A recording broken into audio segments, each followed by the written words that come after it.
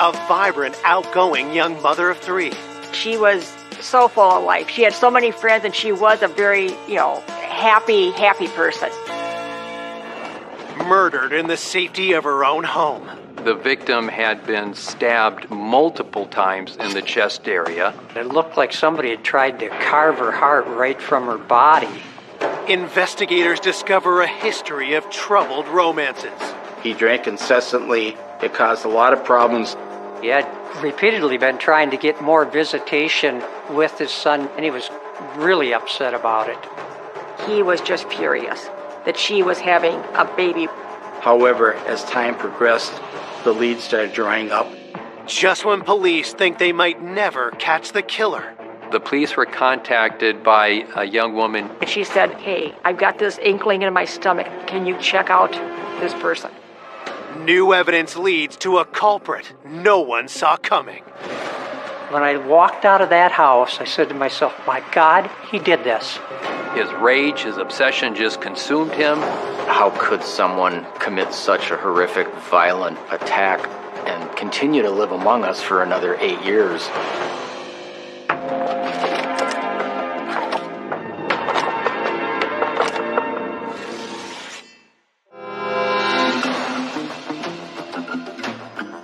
Less than an hour outside Minneapolis, Big Lake, Minnesota feels like a world away from the bustling city. But in February of 1992, this peaceful town is rocked by a horrific discovery. 911 dispatch. What's the problem? My wife is dead. I just came home, and my little girl is here, and she's in the bedroom, and she's been stabbed. I got the 2 kids here. My God, what's happened? Is she breathing? Well, she's dead. She's cold. Oh, my God. Oh, my God. The caller, Charlie Jensen, says the victim is his wife, 39-year-old mother of three, Linda Jensen. At about 4:18 p.m., I received a call in my office from my lieutenant, who indicated that a homicide occurred in Big Lake Township. While patrol officers take Charlie and the 2 children away from the home, detectives arrive and begin their investigation. When I entered the scene, I entered the bedroom, saw the victim lying at the foot of the bed face up, ascertained obviously that that person was dead. She was naked. She had a comforter over her body with a large knife pinning the comforter to her body, having been stabbed right through her chest. The victim had been stabbed not just once, multiple times in the chest area. There was some dried blood on the corner of her mouth. The individual was cold to the touch. The victim appeared to be dead for quite some time. Even for seasoned detectives, the viciousness of the attack is shocking. I thought it was a horrific overkill with the knife.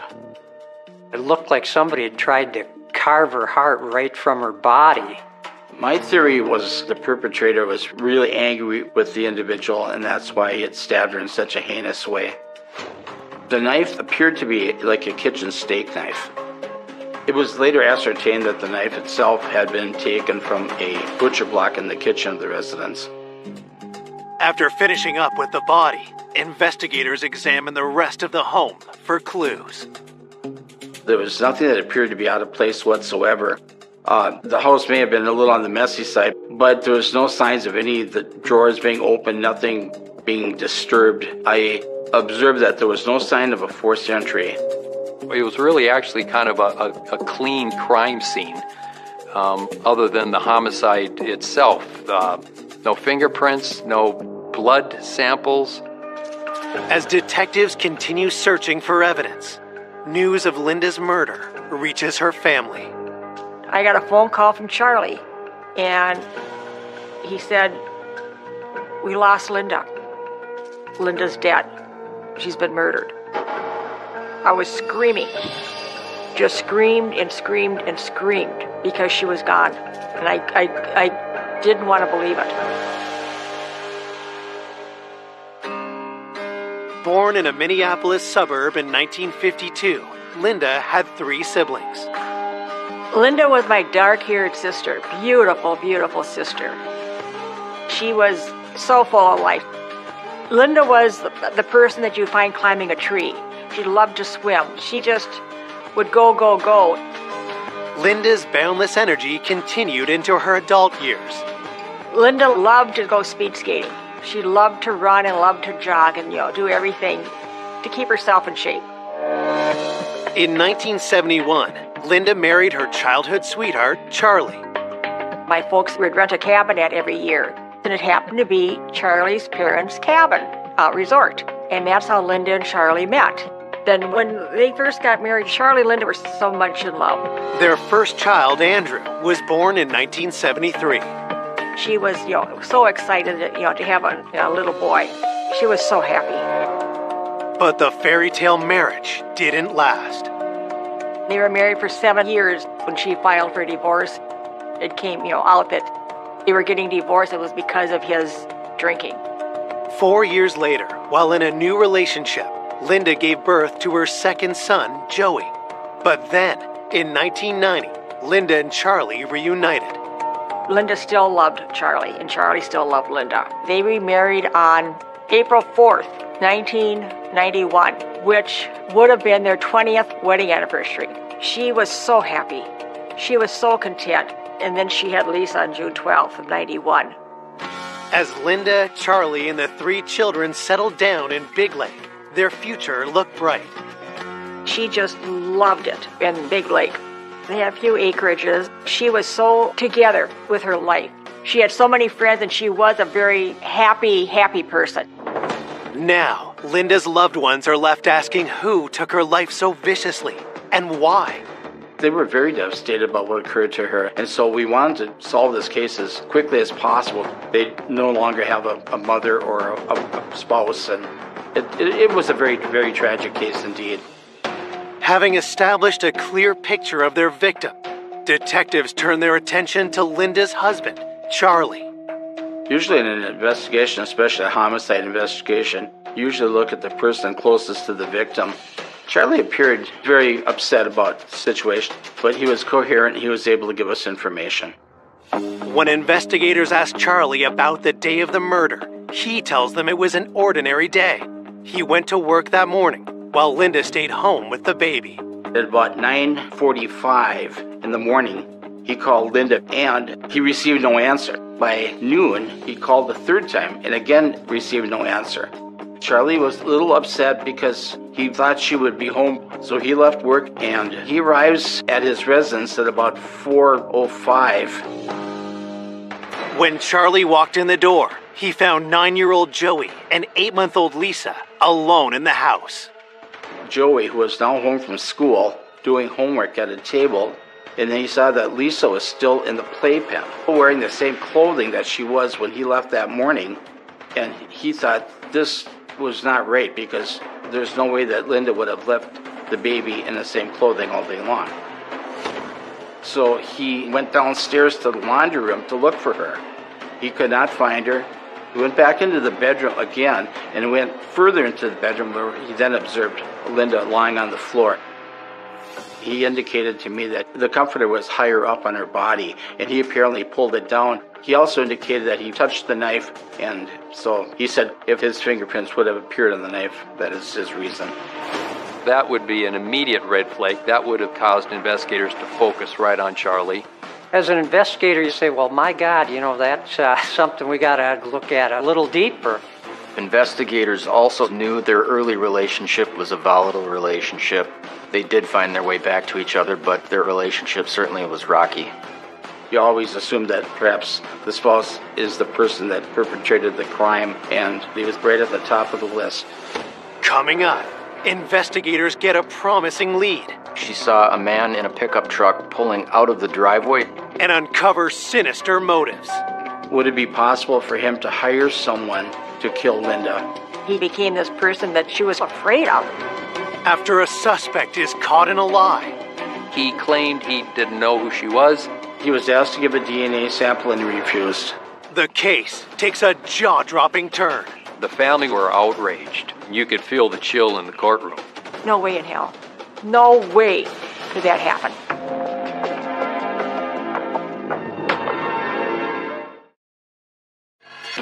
Police are investigating the brutal murder of 39-year-old mother of three, Linda Jensen. Their first suspect is Linda's husband, Charlie, who has just admitted his fingerprints are likely on the murder weapon. He indicated that he touched the knife. He never pulled it out, but he did touch the knife by the handle.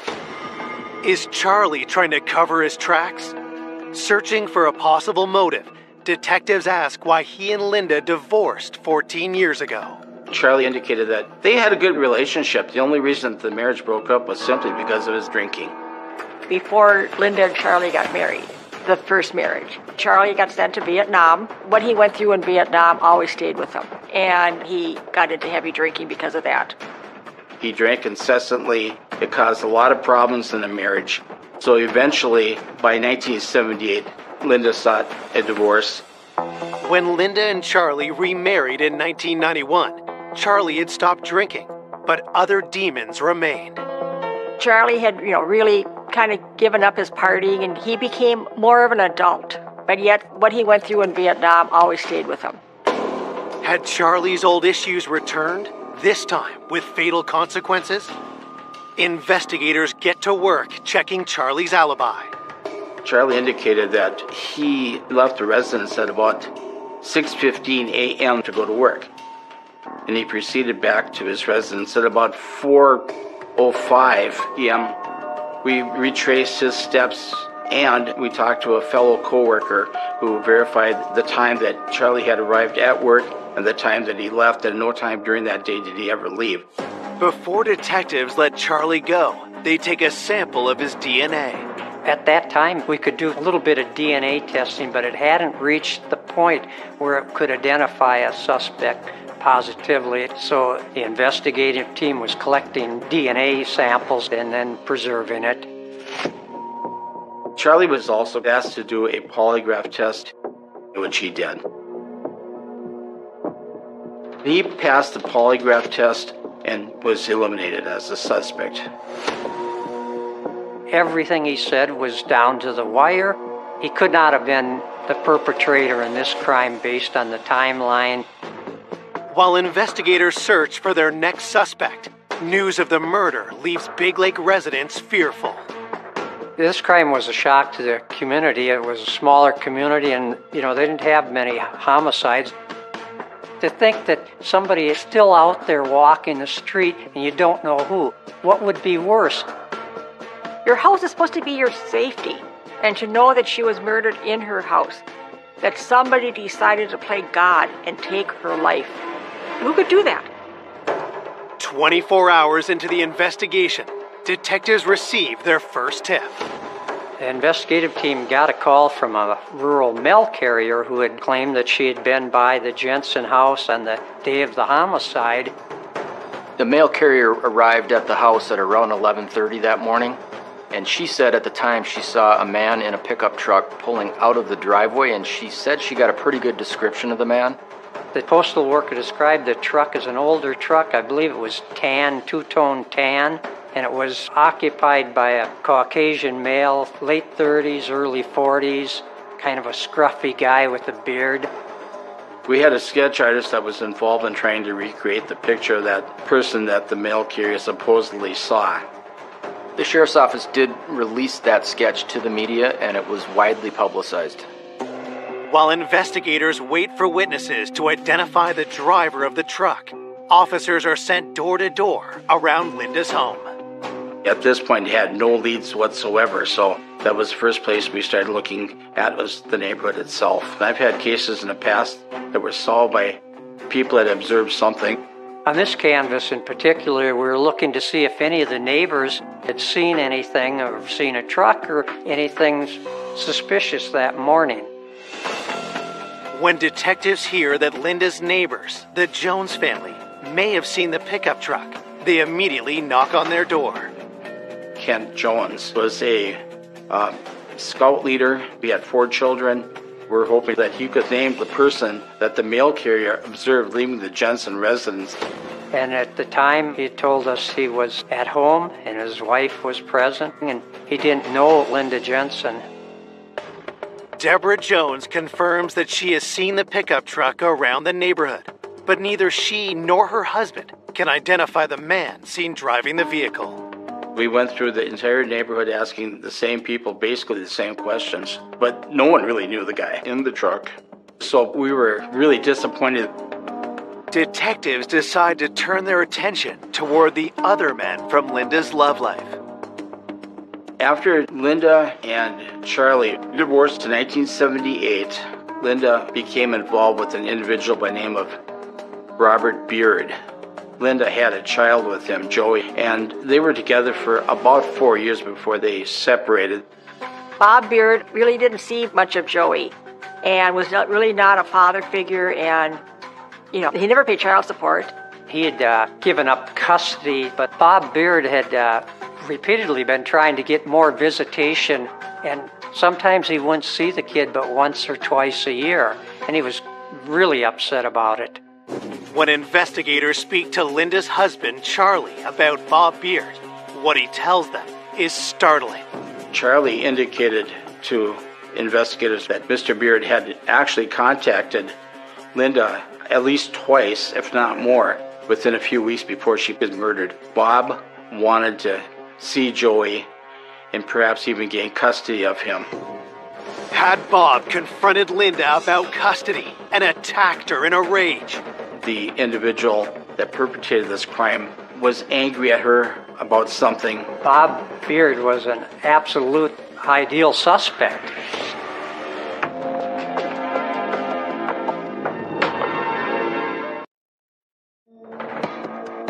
Detectives investigating the murder of Linda Jensen suspect she may have been killed by her ex, Bob Beard, in a battle over custody of their son, Joey.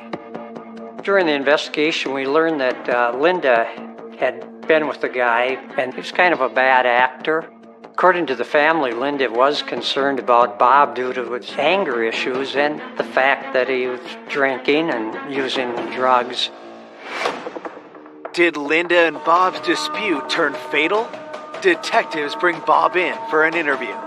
I questioned him, when were you last in contact with Linda Jensen? And he indicated, God, it'd been a long time. So I confronted him with what Charlie had said, and he denied it. He said, no, I haven't been in contact with her. If he was giving false information, that would make him look very suspicious as a possible perpetrator. Investigators asked Bob where he was the day Linda was murdered. During the interview, he admitted that that day of Linda's homicide, that he'd been at home alone and had no alibi other than that. I was home alone, he said. Beard told investigators that he had no car and that he wouldn't be able to walk to her residence. After providing this information, he then lawyered up, indicated that he would not speak unless his lawyer was present, so that was very frustrating. Usually when a person wants a lawyer present, that usually indicates to us that they have something to hide. Bob remains on the suspect list, but with no concrete evidence tying him to Linda's murder, police are forced to let him go. As they continue their investigation, detectives hope the autopsy report will provide a much-needed break. During the autopsy, they determined that she'd been strangled, and that subsequently she'd been also stabbed through the chest. But the cause of death, more than likely, was the strangulation. It was also found that she had been sexually assaulted, and then there was a DNA swab taken at that time.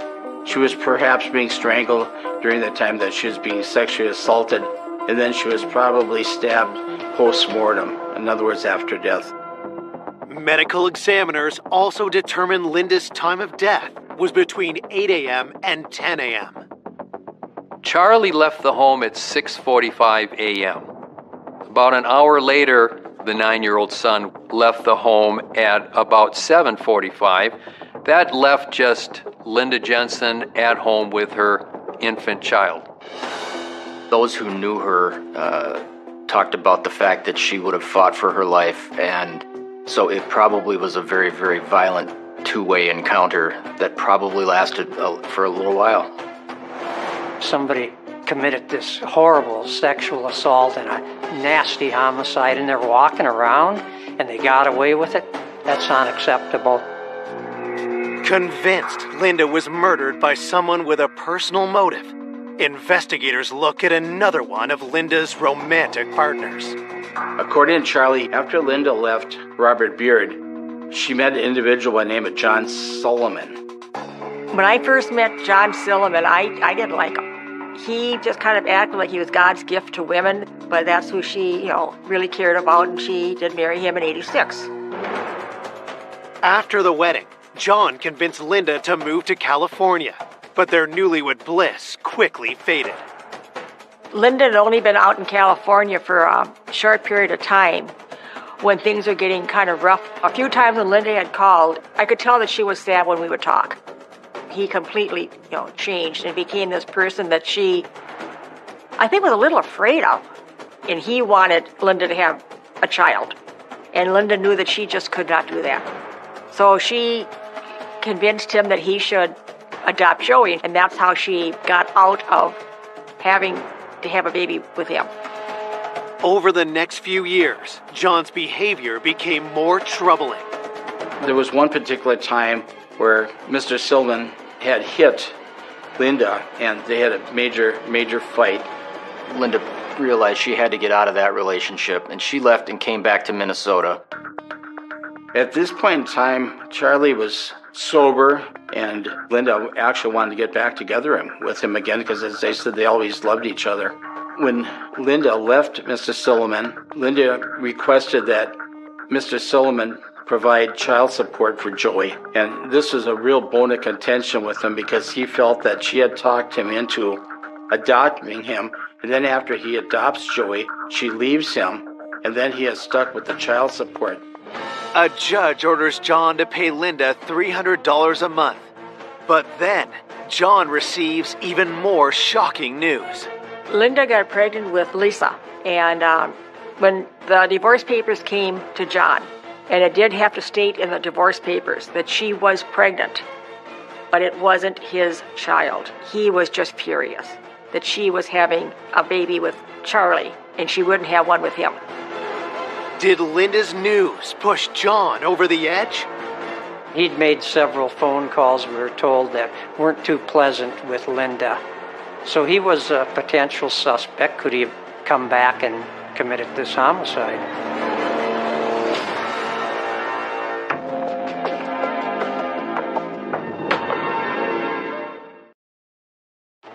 "4 days after the shocking murder of Linda Jensen, police have learned her abusive ex-husband, John Silliman, was enraged over her child support demands and news of her pregnancy with another man. Did his resentment lead him to kill? Police fly to California to interview him. When I interviewed him regarding the abuse, he indicated it was a two-way street, that they both abused each other. They fought all the time. They fought over money. They fought over Joey to a certain degree, and they just did not get along at all. John had motive to want Linda dead, but investigators need to know if he had the opportunity. During the time of the murder, John would have been working at the elementary school in King City, California. And according to the people we spoke with at the school, he never left the school that entire day. When you're looking at an alibi on any potential suspect, nothing's black and white with it, but the Silliman alibi, it was airtight. Even though John's alibi checks out, investigators still believe he could be involved in Linda's murder. There's a sense that hits you about someone's demeanor, and it might be a look in their eye. After visiting with him, the question came up, would it be possible for him to hire someone to come up and kill Linda? He would still have an alibi being at school, but someone else could have done the crime. Detectives scoured John's finances, looking for any evidence he paid for a hit. But upon reviewing all of his bank records, we could not find anything that would have revealed that he had done such a thing. With John eliminated from the investigation, detectives are back to the drawing board. Desperate for leads, they make a public appeal for information. We set up a tip line at the Sheriff's Department, and we received in excess of approximately 1,000 calls And I think at that point, officers were hoping for just something, anything, that they could use to get them back on track. And maybe somebody looked suspicious, said something suspicious. Every tip that came in was followed up on as best we could, because you never know when the correct tip is going to be the one that solves the crime. However, as time progressed, the leads started drying up. The family was quite upset. They wanted it solved. We also wanted it solved, but it was very, very difficult to do when you have no further leads coming in. With no new suspects on their radar, by May 1992, the case grinds to a halt. It's very difficult when you have a case that goes cold. There's a lot of sacrifice on behalf of the officers involved doing the investigation. They're away from their homes, their families. It can affect you quite drastically. What could I have missed? And it's just troubling. You don't sleep, you don't rest. I would call the sheriff's department many times a week. I never stopped. I was not going away until this was solved, because I had promised Linda, looking at her in her coffin, till my dying breath, that I would do all I could to find the person that did this, to get this person in jail. 7 years pass, and in 1999, Linda's family persuades a new sheriff to reignite the investigation. Because of Sandy's insistence opening the case, Sheriff Anderson at the time decided to take a second look at the case. To start, police offer a reward for new information. Sometimes in these cases, over time, people who have information that they didn't provide early on can feel more comfortable to come forward. Sometimes they get that nagging feeling that, what I thought was nothing 10 years ago maybe actually means something. I had all the newspapers and all the TV station contacts, and I would call them and they would put something on, because I kept saying, somebody has the key. You might think it's insignificant, but let it out. It might be the key to solve this. Detectives also revisit key evidence from the initial investigation, including the DNA samples. When this case reopened, the situation with DNA had changed greatly. There was a database to compare the samples to. Also, when obtaining a sample, it took less time to get a response back. Investigators always collect DNA samples of family members and anybody with close ties. We did go back and look at potential suspects. Investigators compared DNA from Linda's sexual assault to samples from her former romantic partners, Bob Beard, Charlie Jensen, and John Silliman, as well as a database of known sex offenders. When the results come back, detectives are stunned. Investigators took between 80 and 85 DNA samples for testing, and they ruled everybody out. All of the men that she had been involved with in consensual relationships had been eliminated as possible suspects in the homicide.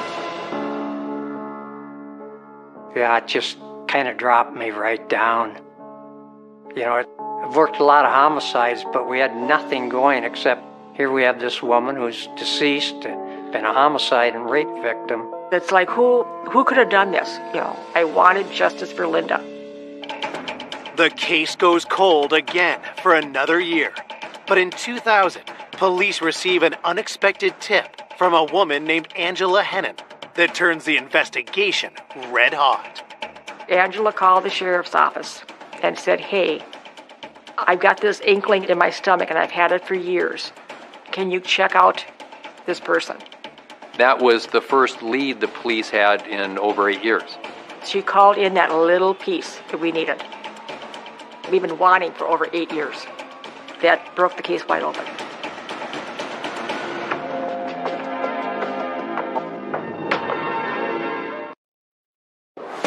Police investigating the 1992 cold case homicide of Linda Jensen have just received their first tip in 8 years. Detectives are stunned when caller Angela Hennon points them to someone familiar. Angela identified herself as a prior acquaintance of Kent Jones. Kent Jones was the local Boy Scout leader in the community. Angela Hennon had had an affair with Kent Jones right after the Linda Jensen homicide. and said she brought up to Kent Jones the Linda Jensen homicide, and he denied knowing her. And he became very angry and agitated about that subject coming up. A few months later, Angela indicated that when she was talking to Mr. Jones, he indicated that he knew Linda quite well. He saw her jogging past his residence, he visited with her, and he basically changed the story completely from what he told her previously. So she felt compelled to report that to the police because she just found it unusual. When investigators first spoke to Mr. Jones in 1992, he was not a suspect. He was just a neighbor. He denied knowing her as well as perpetrating the crime itself. And his wife alibied him. She said that he had been home that entire day. So obtaining the information that Mr. Jones did in fact know Miss Jensen, at least collaterally, told investigators right away that he had been untruthful or deceptive with them. Well, as an investigator hearing that type of a story, I would think that he has some involvement. There's something that is not right and needs to be followed up further. Detectives dig into Kent Jones's background. At the time of the killing, Jones was the leader of the local Boy Scout troop, church-going family. He and his wife Deborah had kids. Certainly the persona of him was that he was a fun-loving, good-natured, well-liked guy. But as they dug deeper, investigators opened up a different side to him, what he wants you to believe.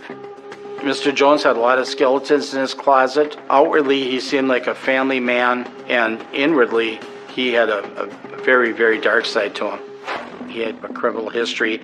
He rented a storage locker that one night caught on fire. Mr. Jones entered a claim to the insurance company, and as it turned out, he probably had about $35,000 worth of items in that locker and not several hundreds of thousands that he claimed. It was an overclaim, and he was subsequently investigated and charged with defrauding the insurance company. Investigators then discover an even darker side to the father of four. There'd been some suspicion that he'd been abusive with his wife in the past. I read a report that Mrs. Jones had been stabbed. She apparently slipped and fell onto the open dishwasher, and her body was pierced by a knife that had been put into the dishwasher handle down. And I think some people looked at that and wondered, did that really happen that way? That just doesn't make sense. Investigators were very suspicious about those circumstances. She, however, stuck to that story and never pursued any charges against her husband. If Mr. Jones was the person that stabbed her, this is in line with the same thing that happened to Linda Jensen, in that she was stabbed, and it shows that he has the propensity for violence. Armed with the disturbing new profile of Kent, detectives pay him another visit, this time as a suspect. They went back to re-interview him and asked him again if he knew Miss Jensen or knew anything about her. He claimed he knew nothing about her, didn't know who she was. Present at that time was Kent Jones's wife, and she indicated, "No, don't you remember? She was here visiting you about Joey joining the Cub Scouts?" And he got very angry with his wife at that point. Caught in a lie, Kent changes his story. He admitted that she used to jog by his house, and they had had conversations in the past. They also asked him point blank if he had had any kind of an affair or if he was involved sexually with Miss Jensen, and he became angry and very defensive. At that point, he was asked to give a DNA sample, and he refused. After 8 years of investigation, he was the first person to refuse to provide a DNA sample voluntarily. That, of course, raised another huge red flag. When I walked out of that house, I said to myself, my God, he did this. I had such a strong feeling, but it's not evidence. Officers went to the local district court judge and applied for a search warrant in order to obtain a DNA sample from Mr. Jones. With their warrant in hand, investigators collect Kent Jones's DNA to compare to evidence from the crime scene. Mr. Jones's sample of DNA was sent to the crime lab, and within a short period of time, we got the results back and the DNA matched. It was a match on almost every level. There was no question that the DNA at the crime scene came from Mr. Jones. Thank God they got him. I knew this son of a bitch did it. So I wanted him gone. Sheriff Anderson called and he said that I want you to get everybody together. We are making the arrest after you're all here. When they said the name, we had no idea who this guy was. In those 8 years, I never thought I'd be a neighbor. On July 25th, 2000, Kent Jones is arrested and charged with the first-degree murder of Linda Jensen.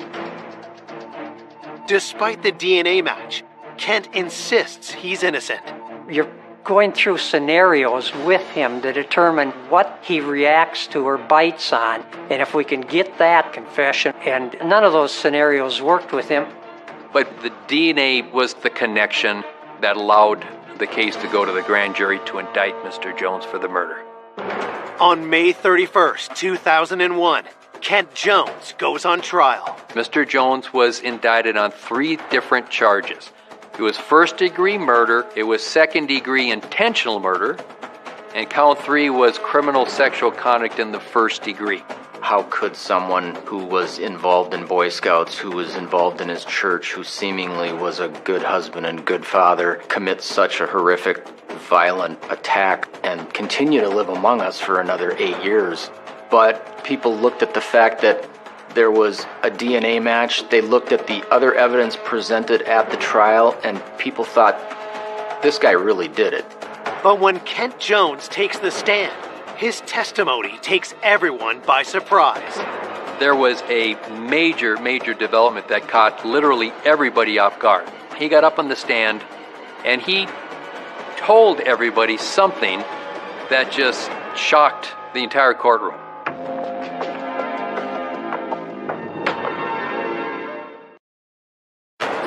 "9 years after Linda Jensen was raped and killed, neighbor Kent Jones is on trial for first-degree murder. But when Kent takes the stand, his defense stuns prosecutors. Under oath, in court, in front of the jury, he testified that he had actually been having an affair with Linda Jensen. Mr. Jones's defense was that he was having consensual sex with Linda, and that's why they found the DNA when they did the autopsy on Linda. The family were outraged. You could feel the chill in the courtroom. No way in hell.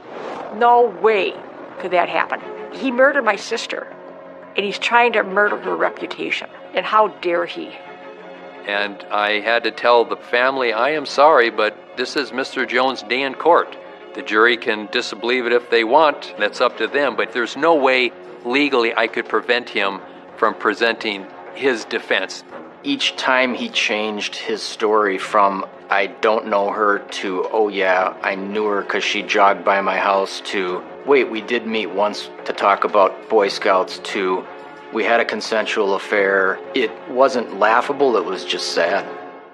The decision rests with the jury.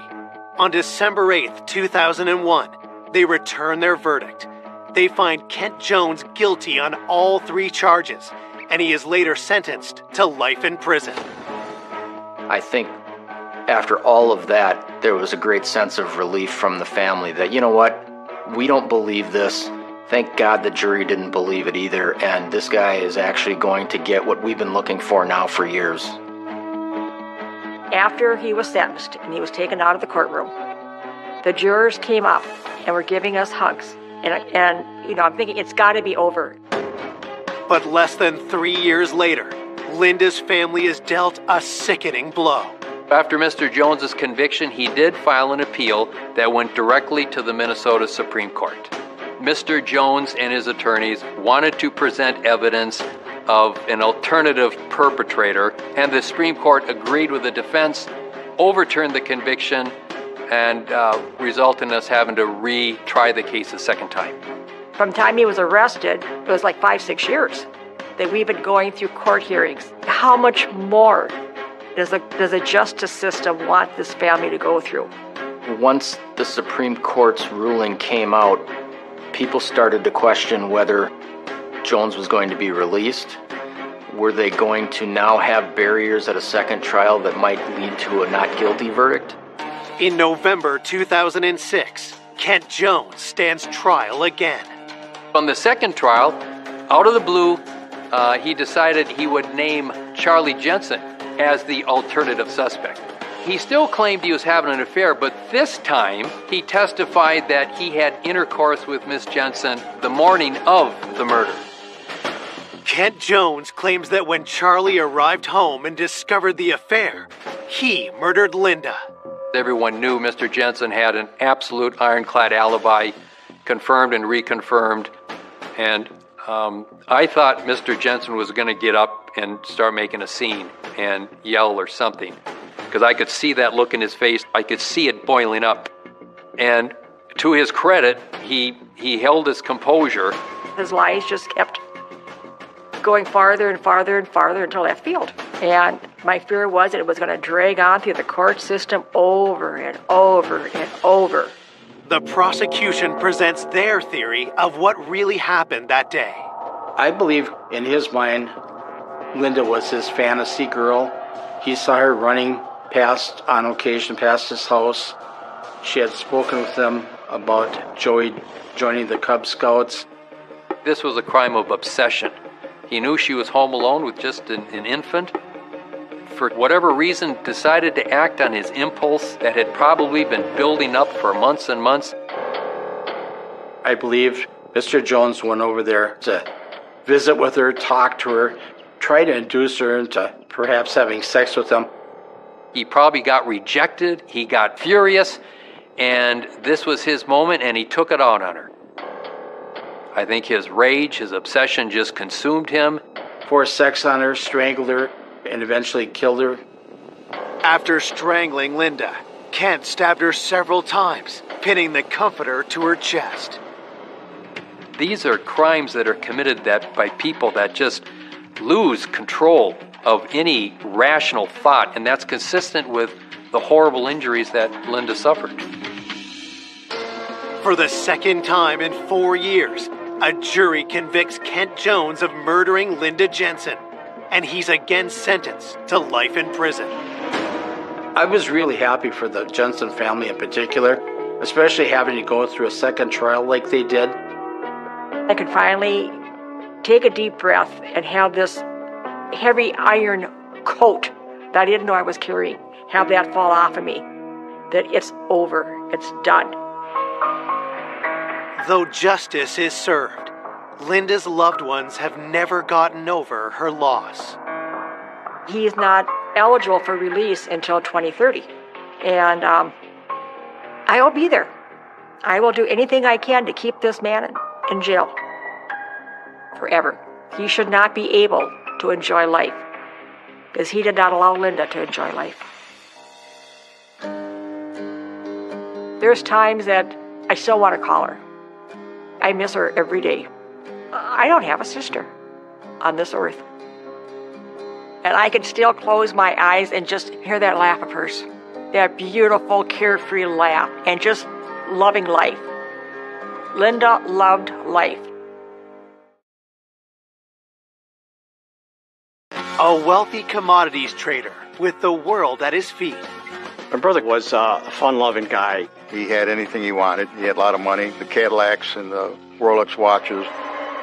Is viciously gunned down. And they shot him again and again and again. With his wife and kids in the home at the time of the attack. It was a very traumatic event to the family, with people with guns threatening them.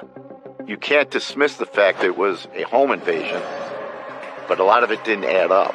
I had no idea at all how this could have happened. Police chased down a number of suspects. There was a complete falling out between them.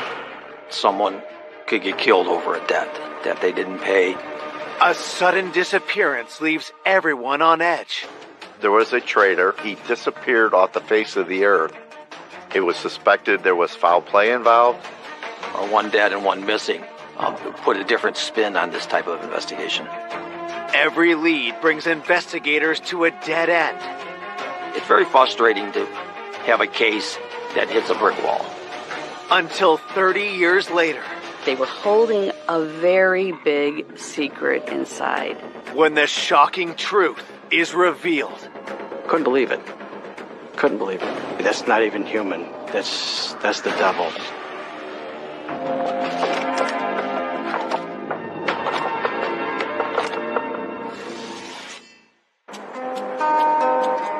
Just 30 minutes outside of Chicago lies Inverness, Illinois.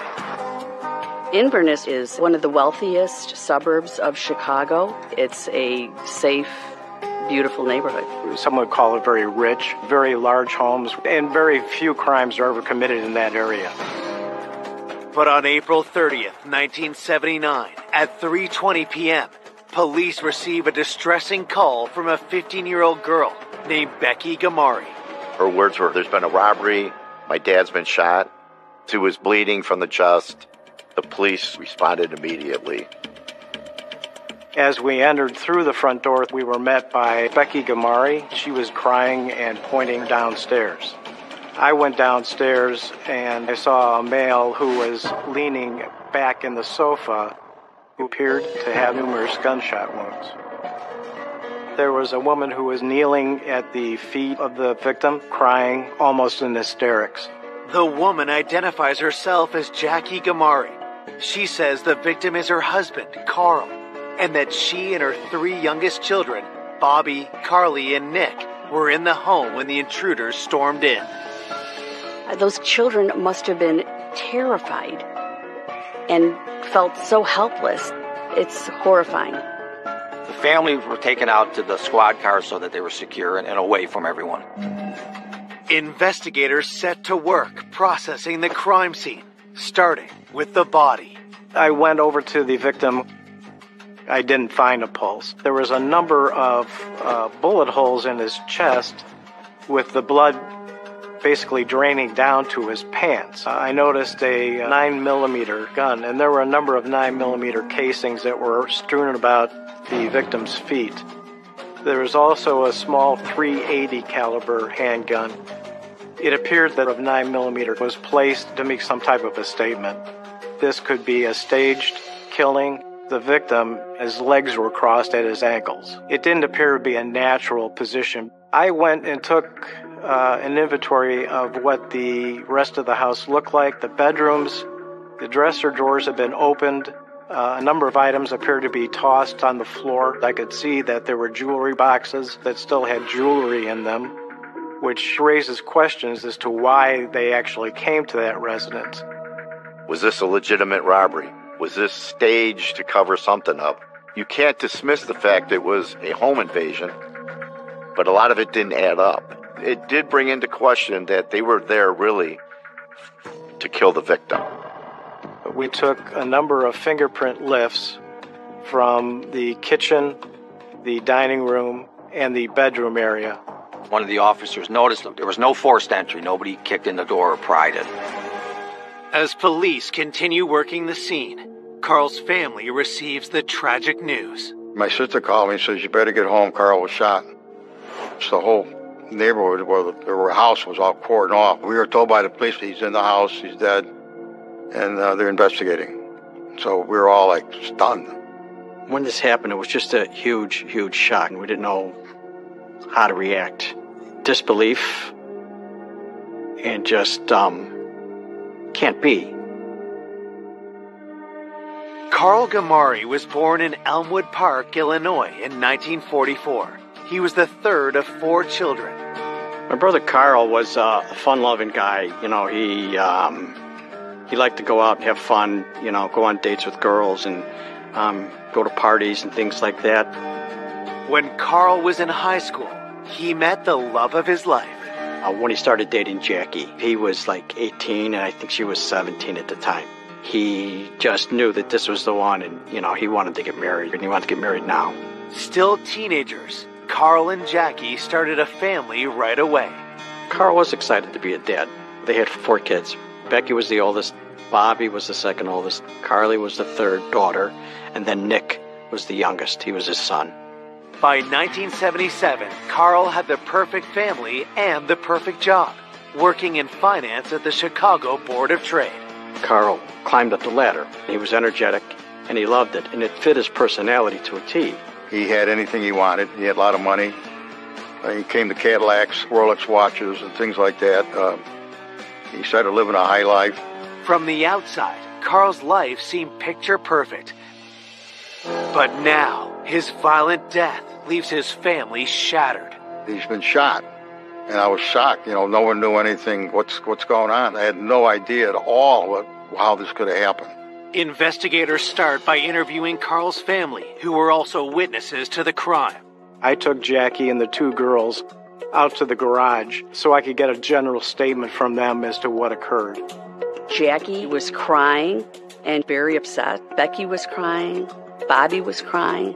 This was the most traumatic thing children could go through. They said Carl went to work. Jackie was at home with Bobby, her 13-year-old daughter, 5-year-old Carly, and 2-year-old Nick. Around 12 or 12:30, Bobby is laying on the couch, and she's watching TV, and two men come in, and they have guns. She said the two men were wearing stocking masks and dark clothing, and they had come in through the unlocked back door. They point the guns at her, and they ask her, "Where's your mother?" So Bobby leads these men to the master bedroom, where Jackie is on the phone. They ask Jackie for her money, and she says, "I only have $20. And they said, "We're here for more than that." These men tie Bobby's hands behind her back, and then they tie up Jackie. They force them into the master bedroom closet with Carly, with baby Nick. Time is passing. Bobby said that she heard a man yelling, "No," who she thought was her father, and she heard 3 banging sounds, which she believed were gunshots. Becky came home approximately 3 o'clock in the afternoon from school. She walked in through the front door, called for her mom. All she heard was crying from the master bedroom. At that time, she found them banging on the closet door to be let out. Once Becky opens up the closet doors, Bobby went directly down to the basement, and Bobby saw her father's bloody, bullet-ridden body laying on that couch. It is difficult to imagine how terrifying this must have been. While the family lived through an extremely traumatic ordeal, police are hopeful that with their help, they can catch Carl's killers. Jackie and Bobby said that the suspects had actually pulled up their masks, so they had their face exposed to them.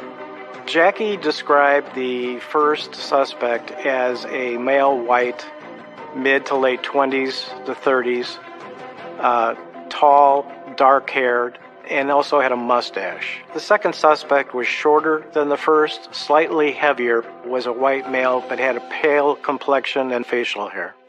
Bobby and Jackie were able to do composites of the faces they saw. I think there was a lot of hope somebody's going to recognize these individuals. When we heard about the sketch, we thought that would be it. They'd be able to find him.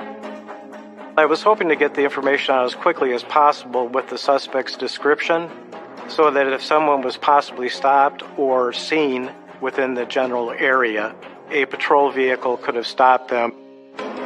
In Inverness, where crime is virtually non-existent, police believe there is more to this case than meets the eye. It appeared to be a staged crime. It could be someone who owed money to someone and being shot for that, a jealous boyfriend. It could be a number of different things. You can't close your mind to any possibility at that point in time. Coming up, investigators uncover sordid secrets. He might have had some associates who might have been involved with the mob. It definitely raised a red flag. The killers evade detectives until an unexpected witness steps forward. You told me how it was going to be done, how they were going to kill Carl. To reveal a dark and twisted plot no one predicted. As soon as they knew how Carl was going to be murdered, and that's exactly what happened to him. That was the missing key.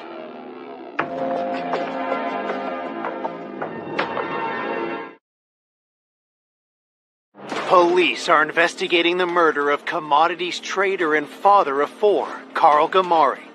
His wife and young family were at home at the time of the terrifying attack. Jackie and the two girls were mostly in shock. They were completely overwhelmed by what was happening.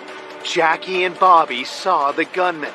Armed with their description, officers go door to door looking for witnesses.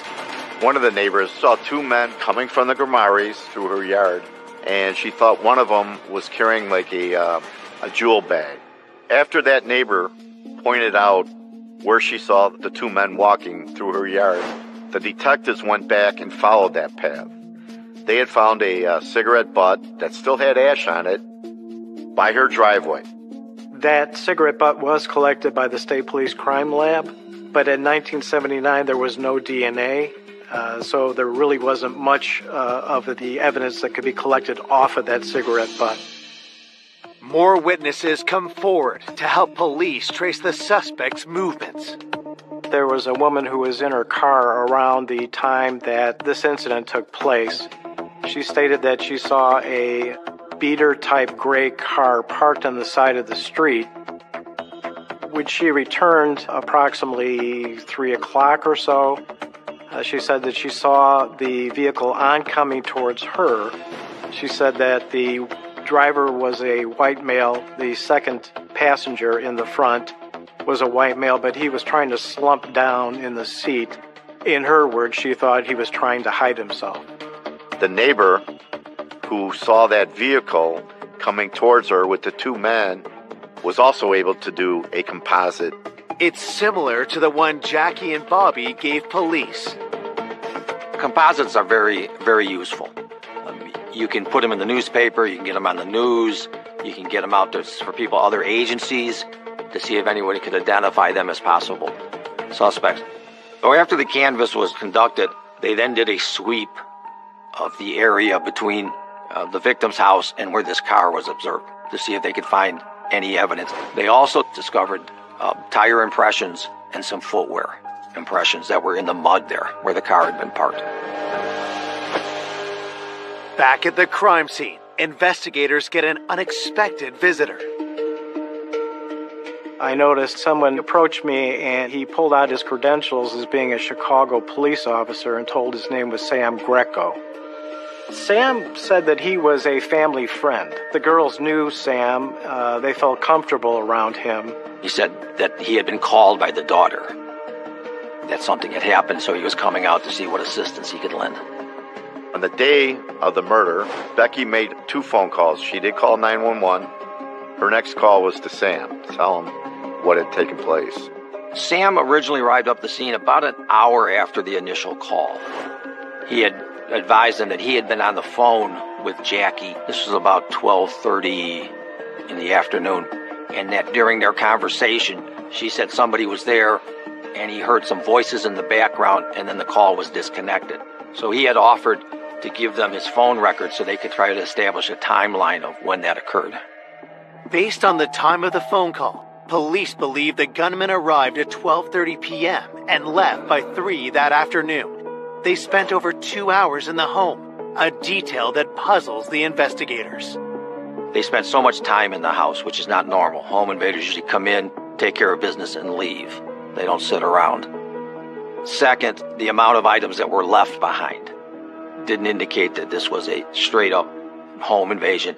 My question was whether or not they knew that Carl Gamari was coming home at that point in time, and why did they kill him? Who did it and why? And why my brother? What did he do that he deserved to have his life snuffed away and taken away? We had no idea who it could be. In their search for answers, detectives turn back to Carl's wife, Jackie. Anytime you're investigating a murder within a family, you have to look at the surviving spouse. It was clear that Jackie hadn't been the one to shoot Carl. 2 armed invaders came into their house and locked them in the closet. It was very traumatic to the kids and to Jackie to have all of a sudden their peaceful day broken down with people with guns and then threatening them and not letting them move around the house, not knowing what was going to happen next. They were absolutely terrified. Even after the suspects had left, it was difficult to get them to concentrate on making a statement. Jackie was crying, upset. When detectives ask Jackie about her relationship with Carl, she tells them she loved him and that he was her high school sweetheart. But what she reveals about her marriage surprises investigators. Carl and Jackie had a rather unorthodox situation at times. Over the years, they both had affairs, and they would bring their lovers home. When you get information like that, that's an important thing to follow up on and look further to see if that has anything to do with what occurred here. Had the couple's infidelities led to Carl's murder? You have to look at that as a possibility. It definitely raised a red flag. It was definitely shocking.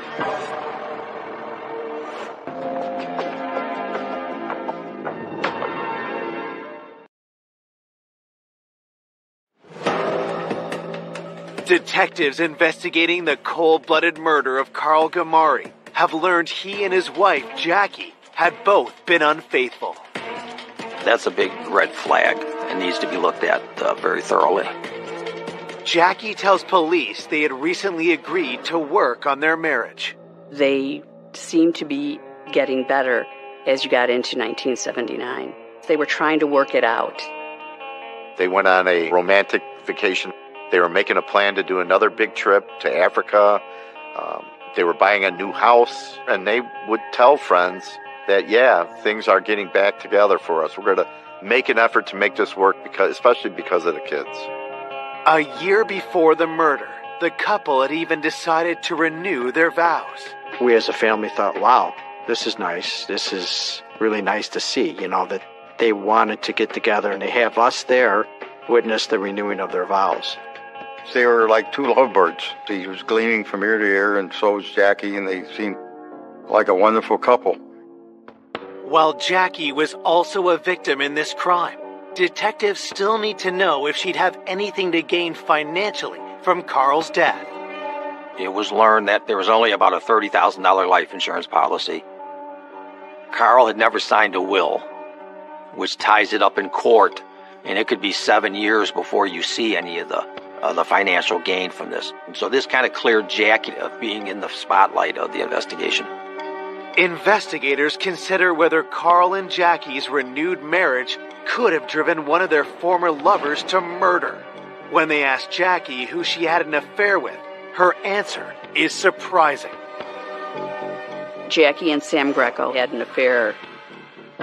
She said that she had dated Sam for quite some time, but that she had broken off the relationship with Sam to recommit to her marriage with Carl. Jackie had said when she became pregnant with Nick, she stopped seeing Sam.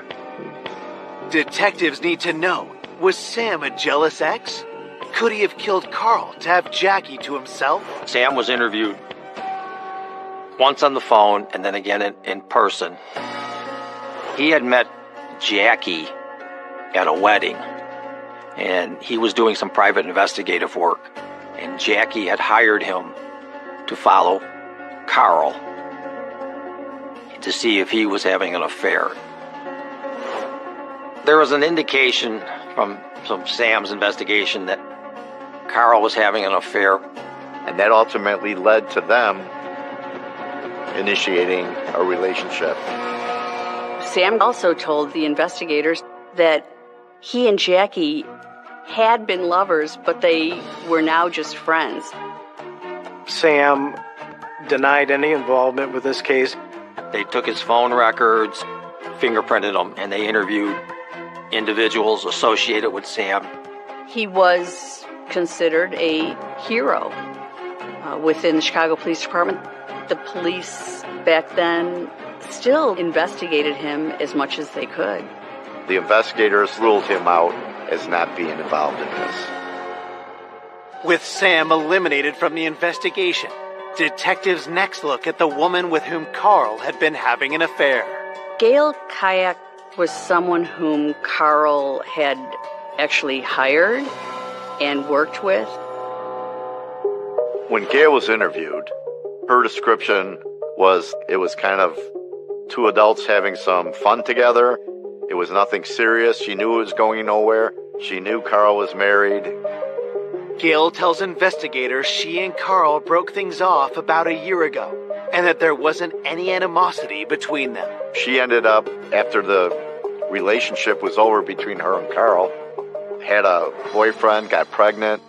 Given the affair had been over for a year, it just made really no sense that she would be involved in this in any way. Just when detectives think they've hit another dead end, Gail gives them a stunning new lead. She says they need to speak to Carl's former friend and colleague, Ned Kaiser.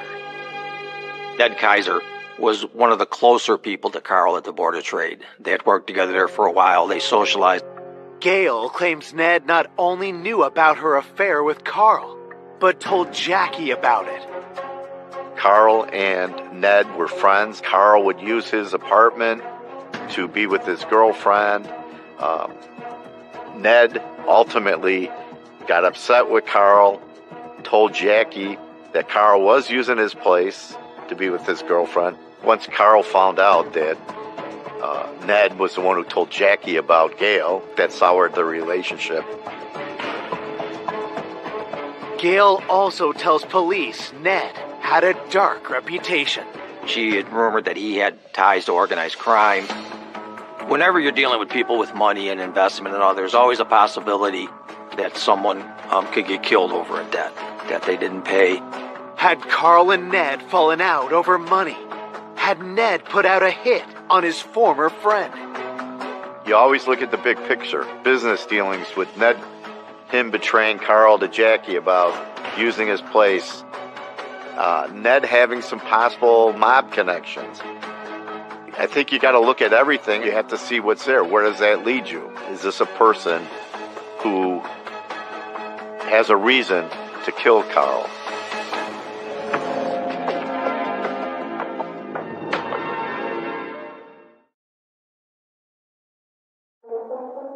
Police are following a tip that the murder of successful trader Carl Gamari may have been a targeted hit, one organized by his former friend and co-worker, Ned Kaiser.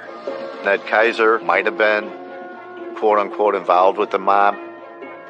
During the 1970s, Chicago was very much involved with the criminal network of the mob, and a number of people wound up dead every year. Organized crime had a hand in gambling. From information obtained from co-workers and people that knew Carl, he gambled at the Board of Trade, he would gamble outside. Well, if individuals are gambling like that, then chances are they would cross paths with organized crime people. 5 days after the homicide, Ned is brought in for an interview. Police ask about his friendship and working relationship with Carl. The relationship with Ned and Kaiser and Carl and the family was an extensive, involved one. They had known each other for approximately 9 years, and at one point, when Ned was going through a divorce, they actually let him move into their house. Ned says that's why he had a hard time keeping Carl's affair secret. Ned had told investigators that the reason he came forward to Jackie was because he was friends with both of them, and he just felt that Jackie was being mistreated by the way Carl was acting and needed to correct it. Detectives ask Ned if Carl was indebted to him, or if they had any conflict about money. Ned denied ever having any kind of a fight with Carl. Ned was asked if he had any involvement, if he knew anything about Carl's murder, and he denied having any direct knowledge. There was nothing that anyone could dig up that would say Ned was responsible for Carl's death. The investigators took a very hard look at him to see if there was any way that he could have committed this crime. And they were able to rule him out. There was no evidence connecting him to the murder of Carl Gamari.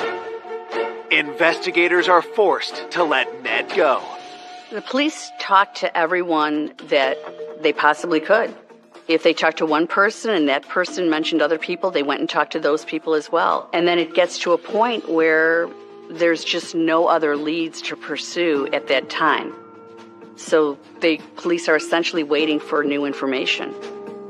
Authorities once again turn to the public in an attempt to find the men who killed Carl and terrorized his family. Their composites are very critical in our ongoing investigation in identifying the shooters. I remember cutting out all the headlines and all that. Boy, something's going to be recognized with this sketch, and something's going to happen with this and come about from it. But days would go on and nothing. When the sketches were released, there wasn't a lot of information that came in. Nothing substantial at all. Detectives hope that the autopsy report will provide a crucial new lead. Carl had been shot 6 times. The fatal wound had penetrated his chest into his heart and severed the aorta.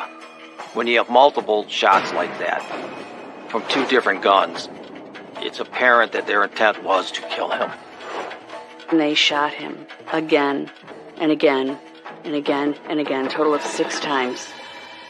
Since the medical examiner didn't find any defense wounds on Carl, there is no physical evidence on his body to link to the perpetrators.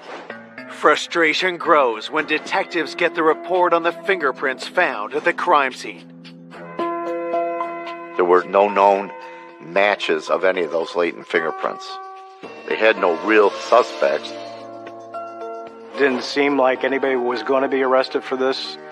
With the killer still on the loose, the town of Inverness is on edge, while Carl's family lives in fear.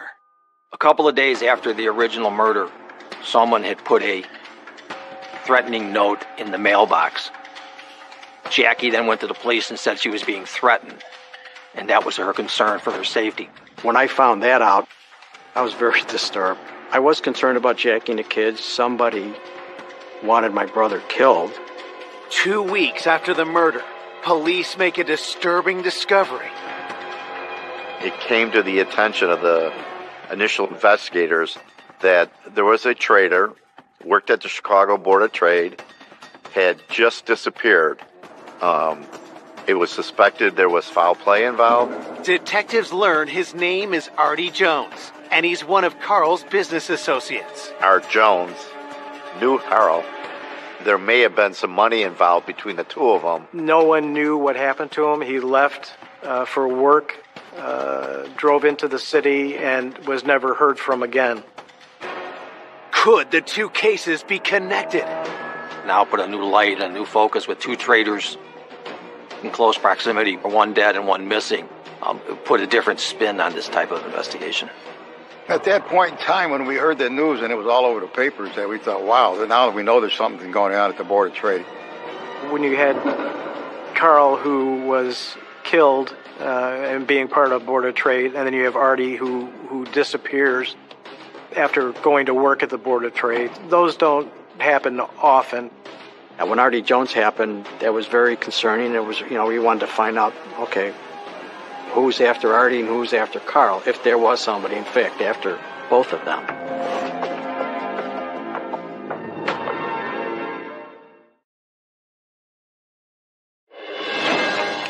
Two weeks after Carl Gamari's murder, his coworker, Artie Jones, has vanished. Detectives are hunting for a potential connection between the 2 cases. Through the Highland Park investigation of Artie, they interviewed his wife, and she said that since the murder of Carl, he had become very edgy. He was very secretive about going out to meet some people for business at that time, and then never coming back. It just heightened that concern she had about the 2 being related. There was just no trace of him. They ran credit checks.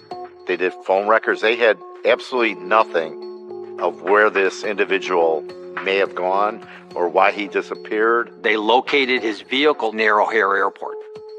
No reason why it was there, no rhyme. Couldn't put him on an airplane. There was just nothing. He was gone.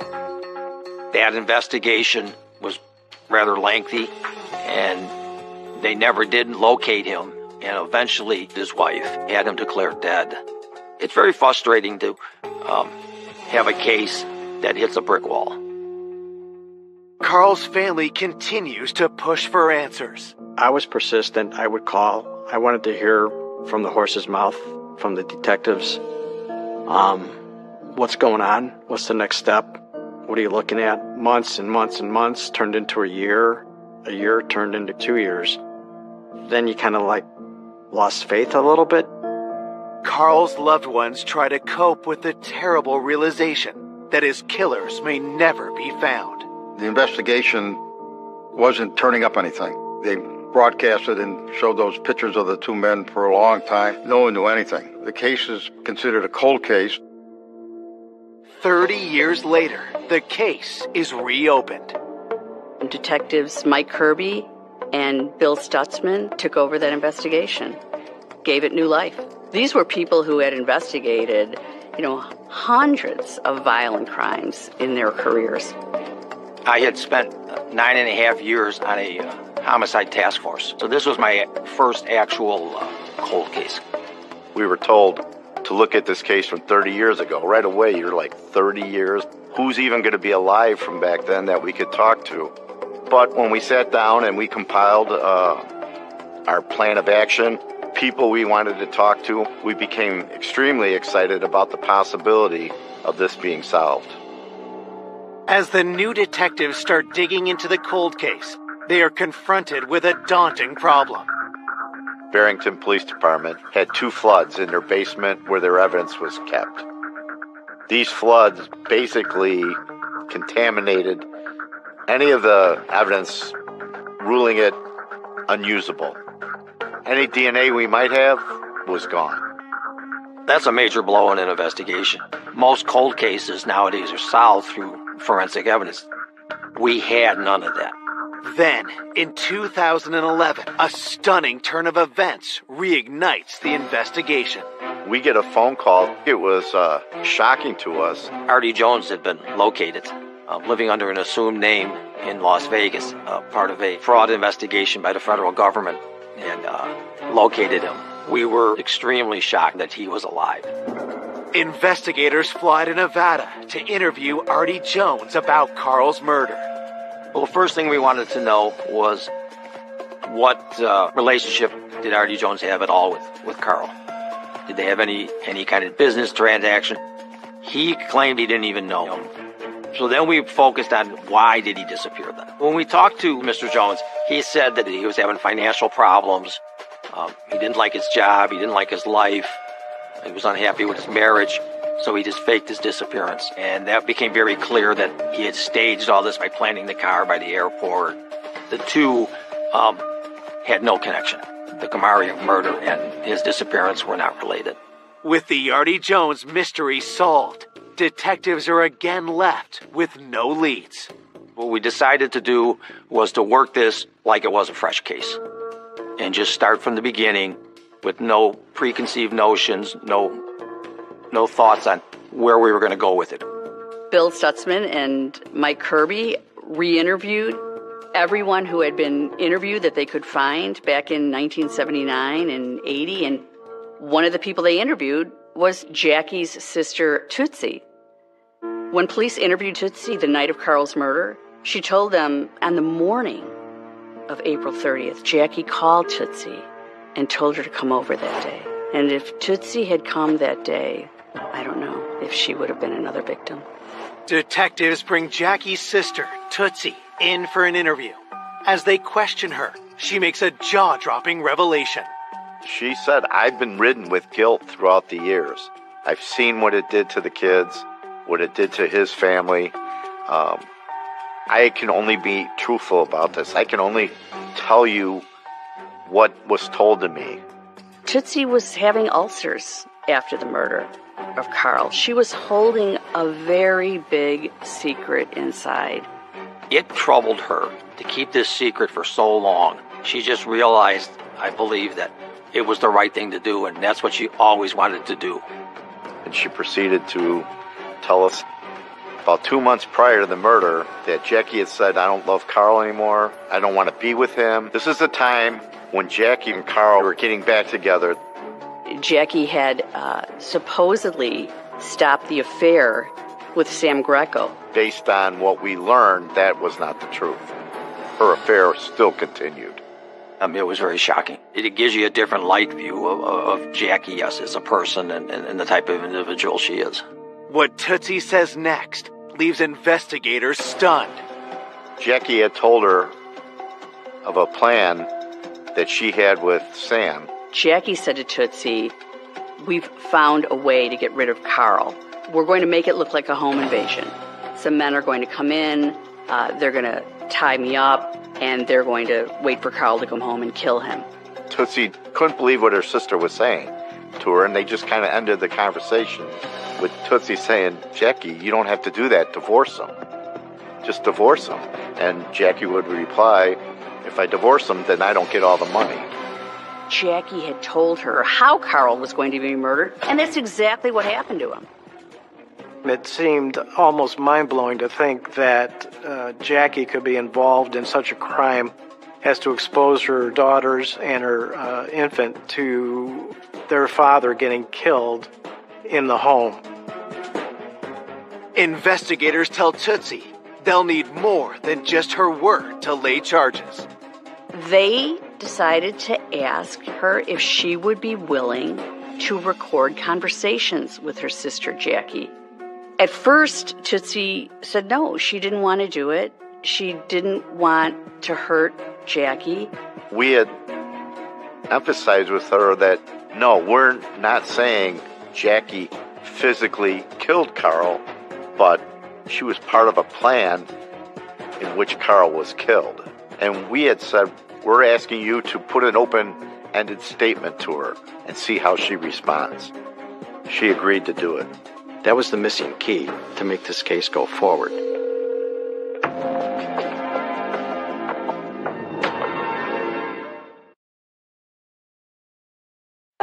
More than 30 years after the cold-blooded killing of father of four, Carl Gamari, police learn his wife Jackie plotted his murder with her former lover, Sam Greco.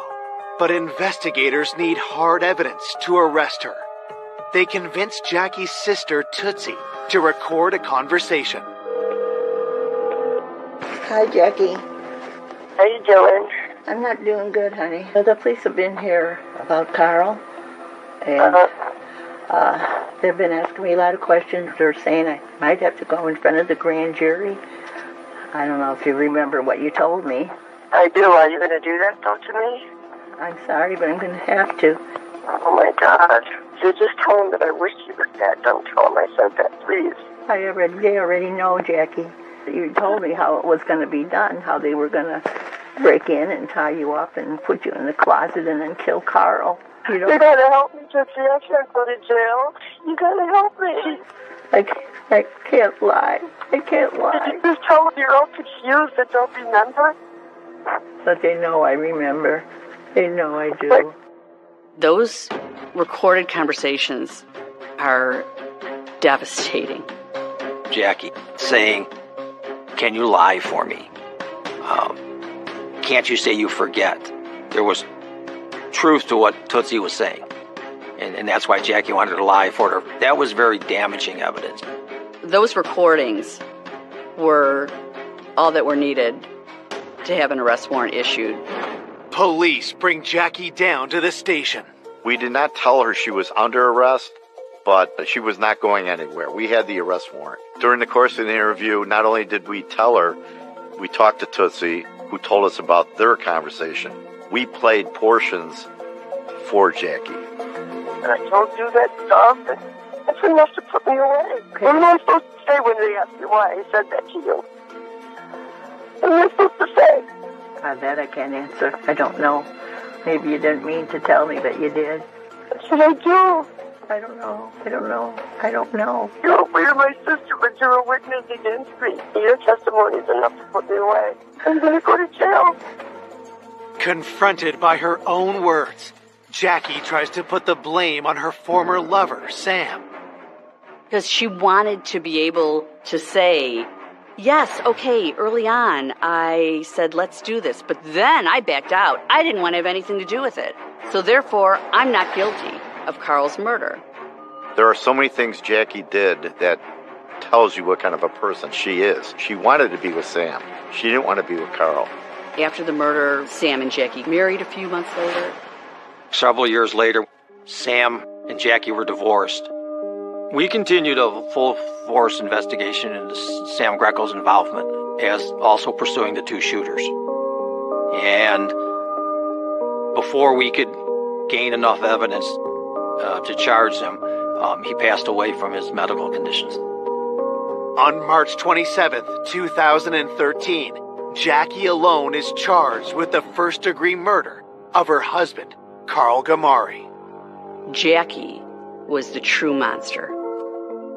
Without Jackie, this crime never would have happened. In 2016, a jury finds Jackie guilty, but the verdict is overturned on appeal. Prosecutors offer Jackie a deal. She pleads guilty to murder and is sentenced to 22 years in prison. Justice finally was served. Couldn't believe it. She was a true sociopath.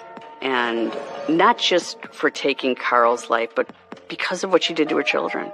She chose to have her children be victims of this traumatic event just for her own selfish needs to get rid of her husband. A woman that involves her own children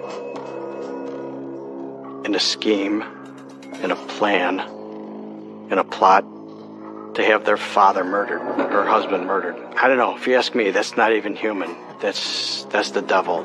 4 decades after the murder, police are still searching for the gunman. This remains an open and active investigation. It's never going to stop. If there's any new information, the police are going to follow up on it. No matter how long those shooters live and how much time passes, they can never stop looking over their shoulder. My brother was a good guy. He was very determined to succeed in anything he did. To see how he would have been when his children got older would have been a wonderful thing to happen, and I'm sure he would have loved it. Who knows how our lives would have been, you know. A lot of missed opportunities, a lot of things that never happened. I lost a brother and, somebody to look up to and somebody to experience life with, the rest of the way. I miss Carl a lot.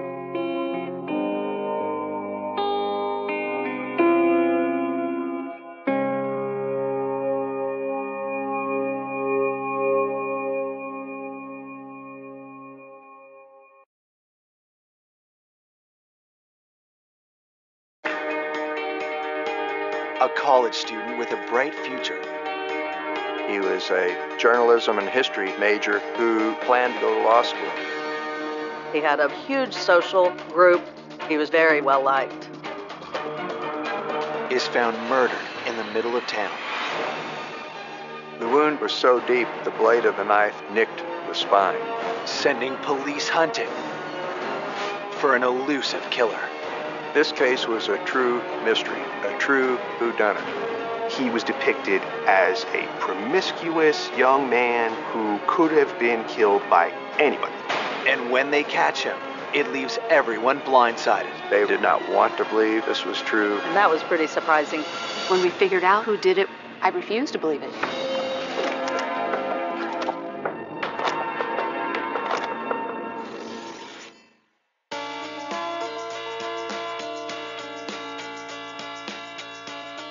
Columbia, Missouri is best known as the home of the University of Missouri.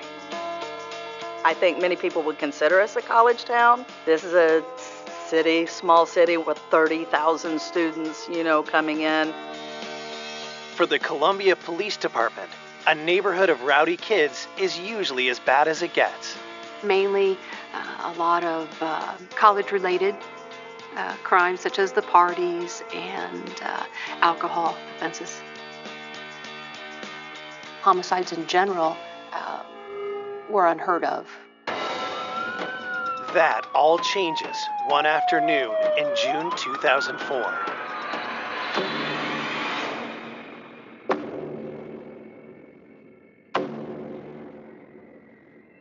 I received a call that someone had found a body in the East Campus area, and because I'm the East District Commander, I headed towards the scene.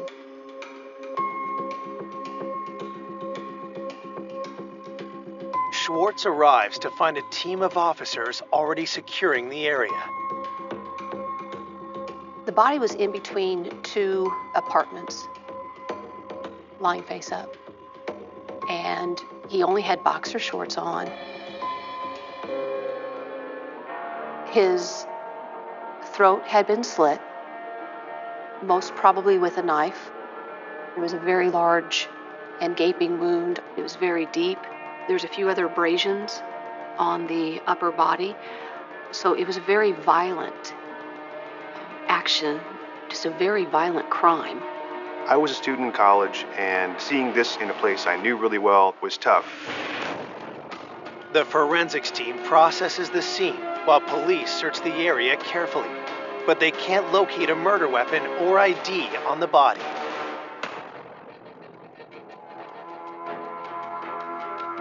We started talking with people in the area to see if anyone knew this particular person.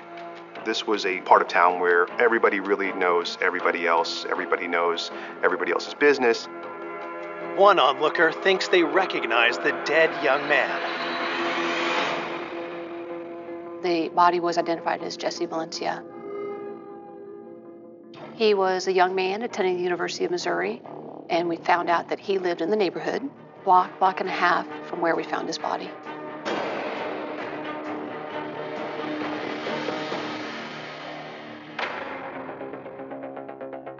The 23-year-old lived alone in an apartment just off campus.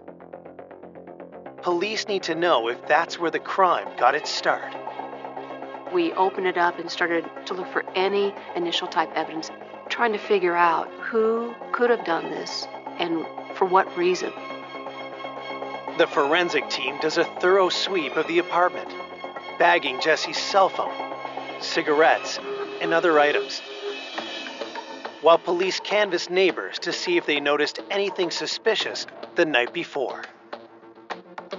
His neighbor admitted coming home drunk about 3 in the morning and going to bed. He was awakened by yelling that was going on next door. This neighbor actually pounded on the door and then went back to sleep. The neighbor recalls that the shouting was late, almost 4 o'clock in the morning. Police are curious who was in the apartment with Jesse and what could they have been arguing about. That obviously started to help us narrow down the time frame of when this may have occurred, but that's all we had to work with at that point.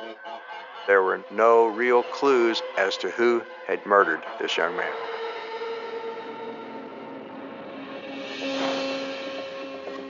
A few hours into the investigation, another young man arrives at the scene in a flood of tears. This guy named Jack Berry told investigators he was Jesse's former boyfriend who just lived a few blocks away. A friend had called Jack Berry saying that Jesse was dead. If he had a relationship with Jesse Valencia, he was definitely a person the detectives wanted to talk to. Jack agrees to come down to the station for routine questioning. But first, he helps detectives track down Jesse's family in Kentucky. They called me on the phone,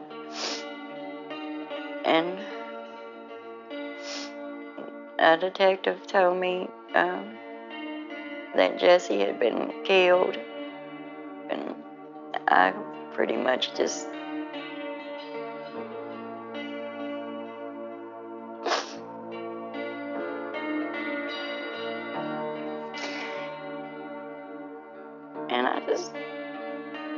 took off running through the house and ran out my front door screaming.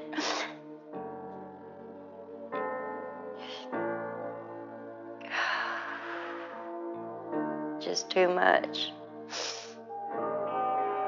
Even when he was a little boy, Jesse never had trouble making friends. Everybody wanted to be around him because he was constantly smiling, laughing, and Jesse told me he was gay when he was 10 years old. He started crying, he got pretty emotional, And he said that he was afraid that I was going to hate him. And I told him that there was nothing in the world that could make me hate him. After that, he seemed pretty comfortable with himself. As a teen, Jesse's confidence bloomed. Jesse loved to talk. He loved meeting new people, making new friends. When he was in high school, he wanted to try modeling. He did really well at it, and I always thought that he wouldn't go back to school, but a year from the date that he told us that he wanted to be a model, he said he wanted to be a lawyer. That's what he decided to do, and that's why he went to Missouri. Linda said he was a journalism and history major who planned to go to law school. Jesse Valencia was one of those larger-than-life characters. He had such a big personality. He had a lot of friends. He had a huge social group.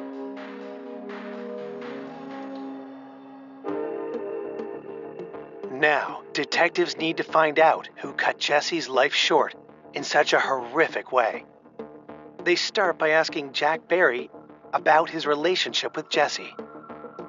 Jack told them he and Jesse had just split up, and he was trying to make Jesse realize it's over. I need to move on. Jesse still loved Jack, so he was having a hard time letting go. But Jack was already starting to see someone else. Was it a fight with a spurned lover that the neighbor had heard in the middle of the night? It was possible Jack had some type of confrontation with Jesse that led to his death. And when investigators asked Jack for an alibi, it turns out that he doesn't seem to have one. His alibi was I was home sleeping alone. At that point, Jack Barry had become the primary suspect. Coming up, detectives discover a secret romance They had started a relationship very quickly. that uncovers a killer's trail A lie is the next best thing to a confession. to a surprising culprit. It was shocking on many levels.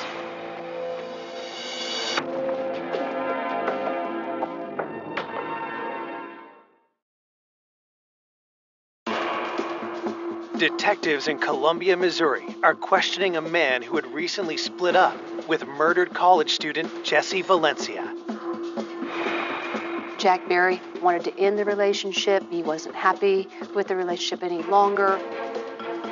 Jack paints a picture of a couple growing apart after 2 years of dating. But a piece of evidence found at Jesse's apartment makes detectives question his story. The investigating detectives found Jesse's cell phone, and the cell phone showed that Jesse had called Jack Barry at about 3:18 that night. The neighbors had heard some type of argument from the victim's apartment, approximately the time frame of when this occurred. So that would be obviously suspicious. But Jack insists he was nowhere near Jesse's apartment. Jack said that he had already gone to bed that night and that he heard a knock on his door at 3:18 in the morning, and then he simultaneously got a phone call from Jesse's cell phone. It was routine that Jesse would use his cell phone as sort of a doorbell. Jack said he was tired and he really didn't feel like getting up and talking to his former boyfriend at 3:18 in the morning, so he didn't go to the door. Jack says he rolled over and went back to sleep. But police aren't so sure and question him for hours. Finally, Jack broke into tears, and he said he regretted that, but he didn't go to the door because what happened might not have happened had he done that. His reaction was so genuine, and it was clear that Jack still had a lot of love and affection for Jesse.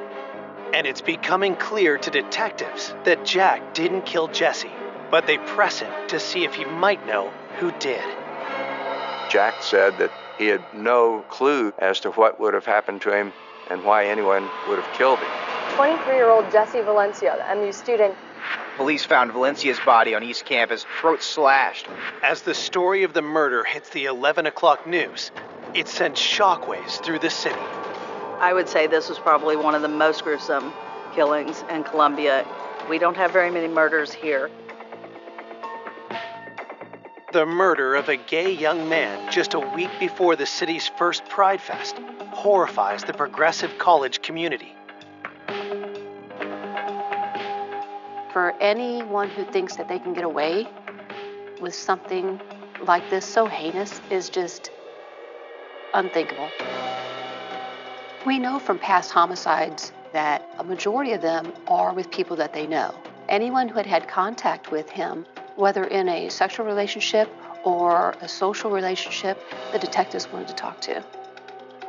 Police begin to make the rounds of Jesse's wide circle of friends, wondering if there's anyone in his life that might have harbored any kind of grudge.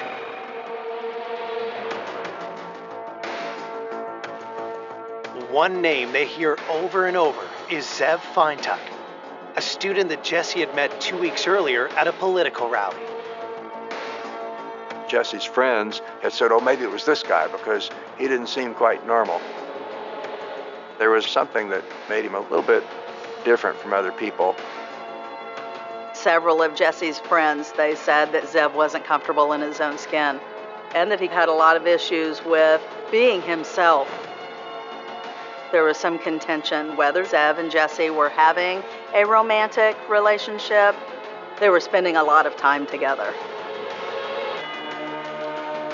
Rumors about the two young men had been swirling, and after Jesse was murdered, the gossip about Zev began to take a sinister tone.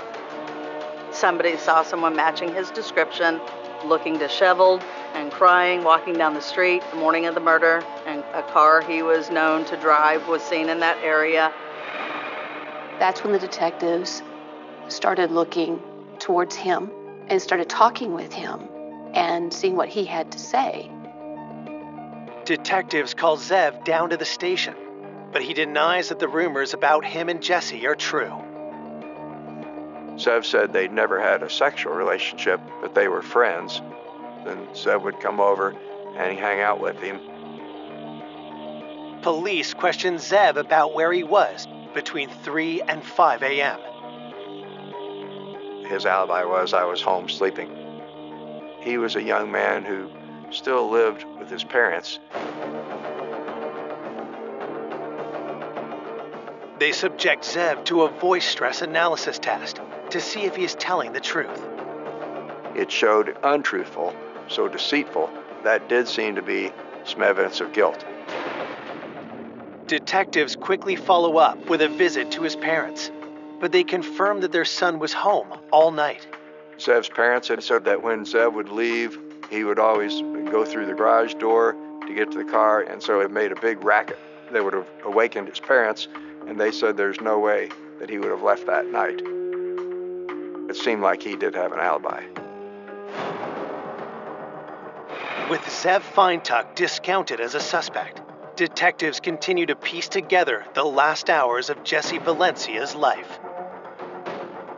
The detectives were talking with several of the friends of Jesse Valencia to see where he was on the evening and early morning hours that this occurred. Police learned that Jesse had gone to a party at a friend's house around 11 p.m. on the night he was killed. Some friends of Jesse said that Friday night, Jesse was at a party with a young man named Ed McDevitt. Ed McDevitt was somebody Jesse had just met. Ed was a chef in town. They had met just a couple of nights before and had started a relationship very quickly. Jesse's friends tell police that the two men left the party together, heading in the direction of Jesse's house.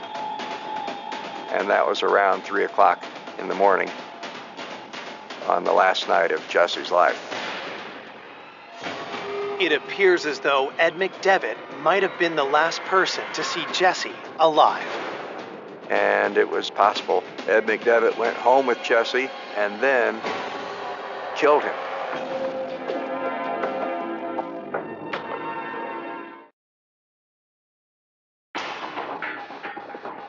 "12 hours after finding Jesse Valencia's body, detectives track down 22-year-old Ed McDevitt and bring him down to the station. Jesse had met Ed McDevitt 2 days before his death and invited Ed to come home with him on that Friday night, the last night of Jesse's life, so he became a suspect at that point.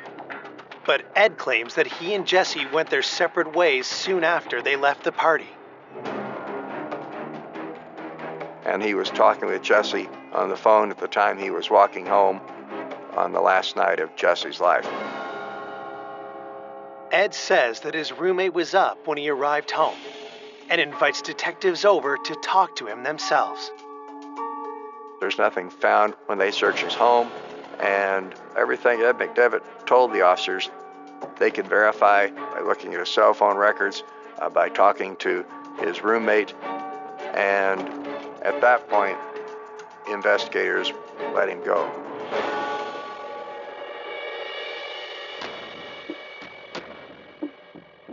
Police hope that DNA results pending at the lab will help them link one of their suspects to Jesse's murder. Desperate for answers, Jesse's mom grows more despondent, recalling an eerie premonition Jesse had years ago. From the time Jesse was 7 years old, he had told me that he was going to die at a young age. He said, I'm going to die at a young age, and I love all of you, and I always will love you, but I'll be okay. He would always end it with, I'll be okay. And of course I got emotional and upset over it, but he said, we've got to make the most of what time I'm here.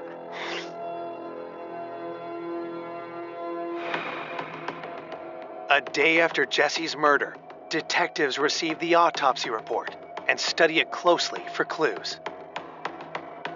The medical examiner concluded that Jesse had been murdered in the area of 3, 4, 5 o'clock in the morning.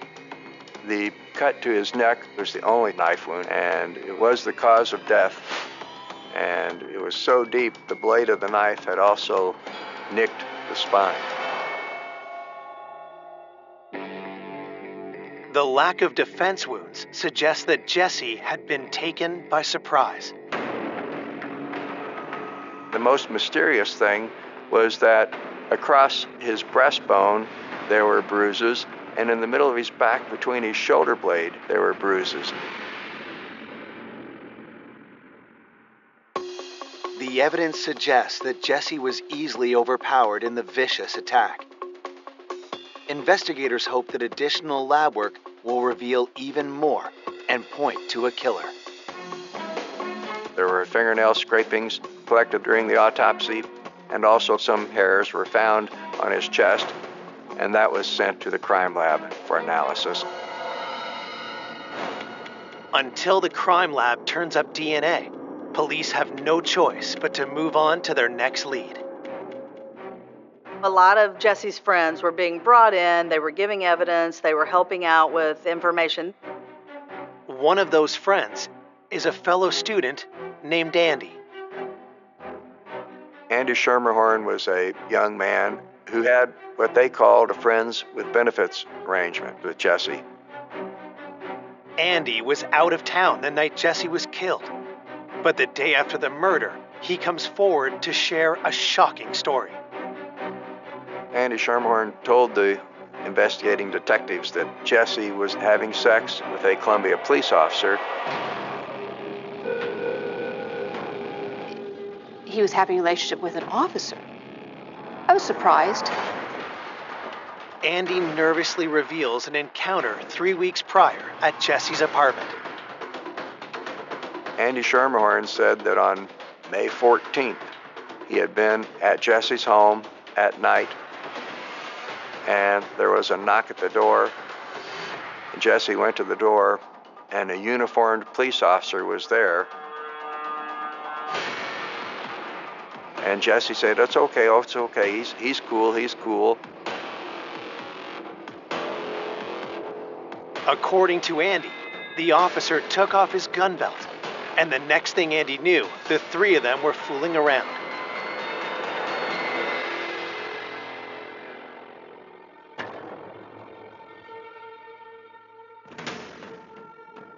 After it was over, the police officer said, "This has got to be a secret." A secret affair between an officer and a murder victim is a major red flag.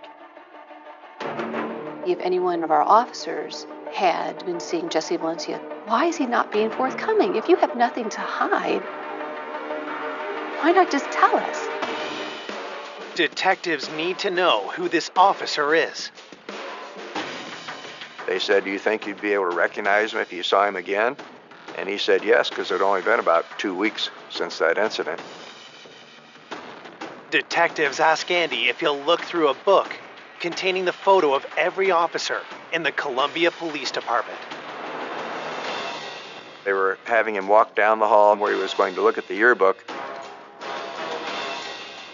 Andy Sherman flipped through it without even looking at the pages, closed it, and Sherman began trembling, and he said, "I passed him in the hallway just now. It was him."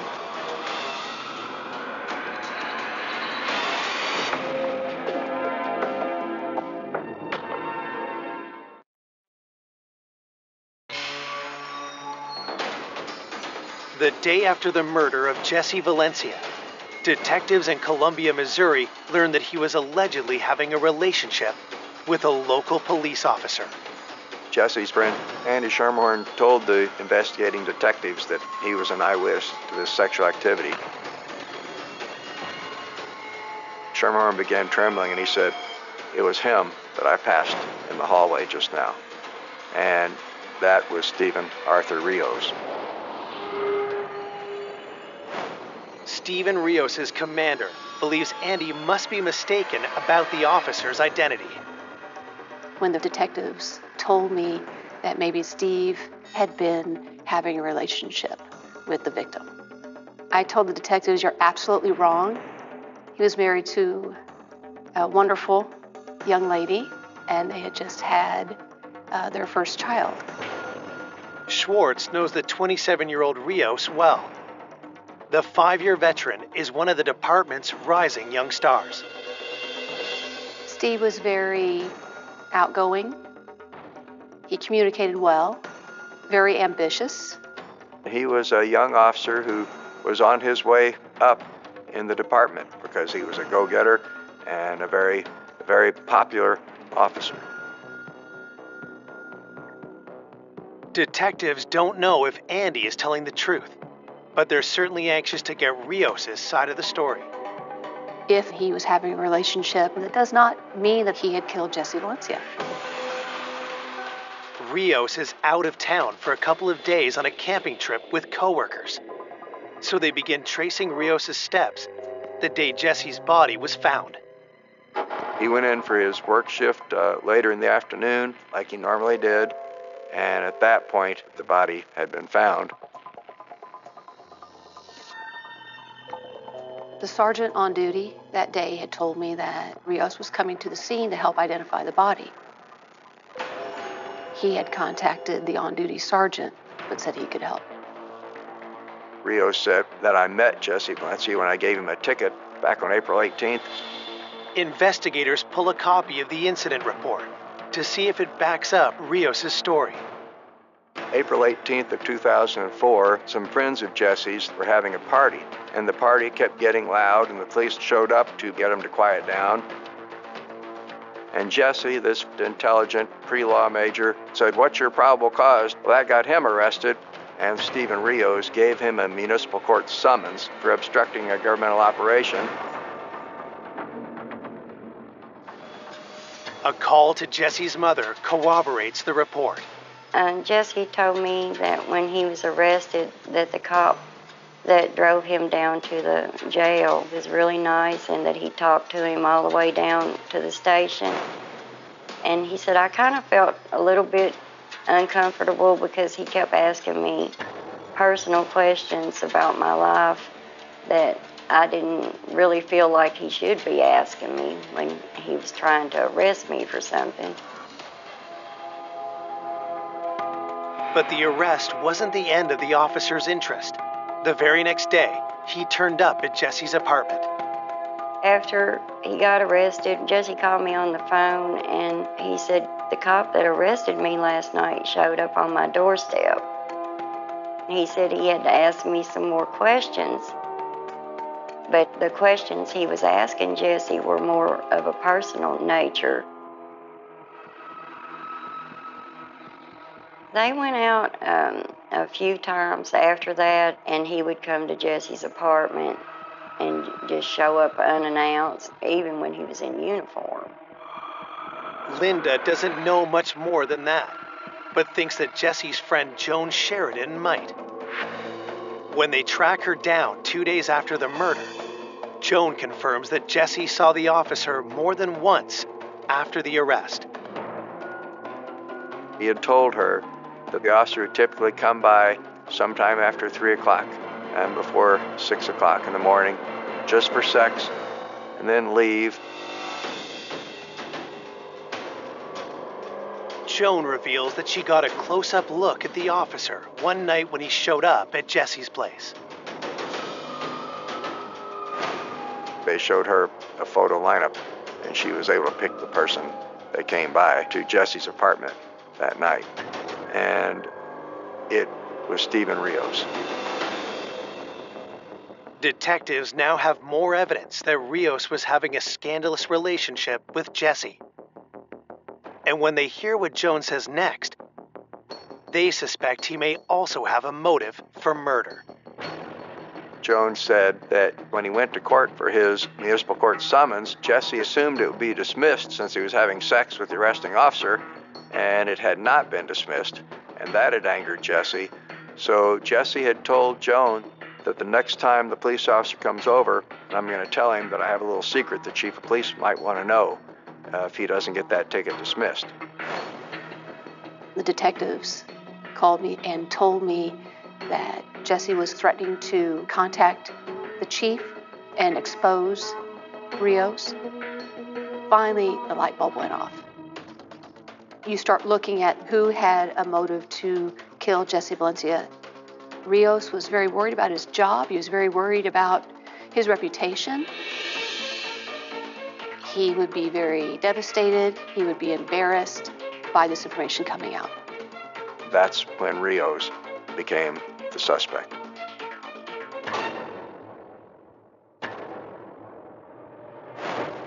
It's a serious matter to accuse one of their own.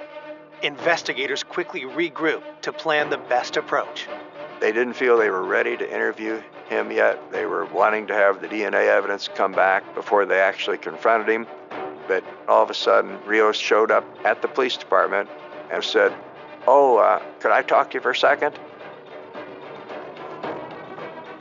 He had this look on his face, like he was very upset. Very upset. Coming up, detectives get a devastating phone call.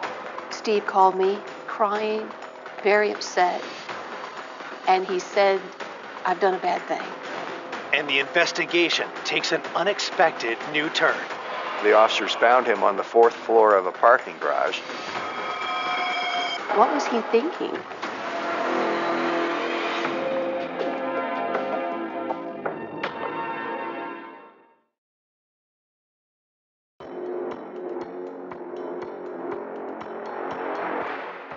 Detectives investigating the murder of college student Jesse Valencia are preparing to confront their suspect, police officer Stephen Rios.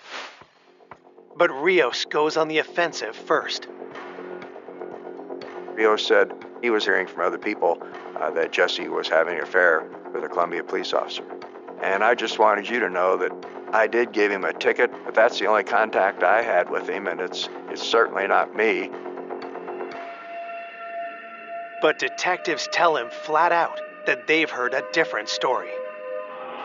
They said, we've talked to a woman who said that she was at Jesse's apartment one night when you showed up. Rios sat there for a minute, and then Rios said, well, you know what, we did become social friends, but it never became anything like a sexual relationship. They said, we've talked to another young man who says he was actually having sex with Jesse, and you came by that night and actually came in and joined them on the bed. And Rios said, "What, sex?" Like it was the most astounding and false accusation you could ever heard. He was getting very agitated with the detectives. He's a very prideful person, and he was very upset because they didn't believe him. It's easy to see that Rios is lying. Detectives bear down hard. And finally, their suspect breaks. Finally, Rios admitted that he had sex with Jesse. He tried to claim it was just that one time, and then it evolved into that he had had sex with Jesse as many as 6 times. It's a stunning admission, and a strong motive for murder. He was embarrassed.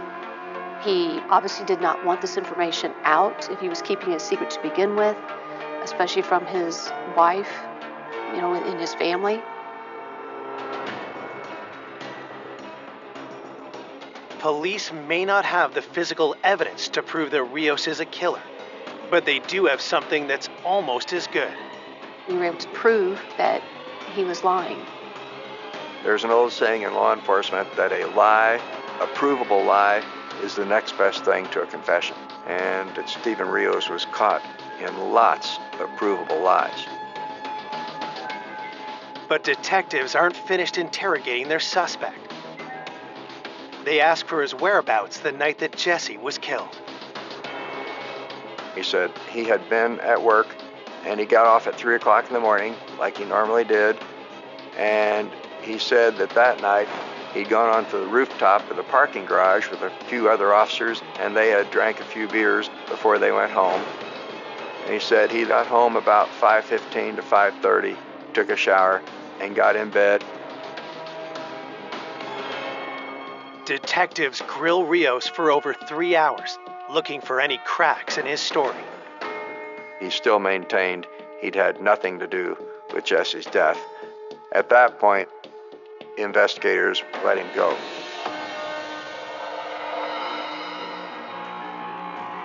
He was definitely a suspect, but the question remained, can we prove it beyond a reasonable doubt?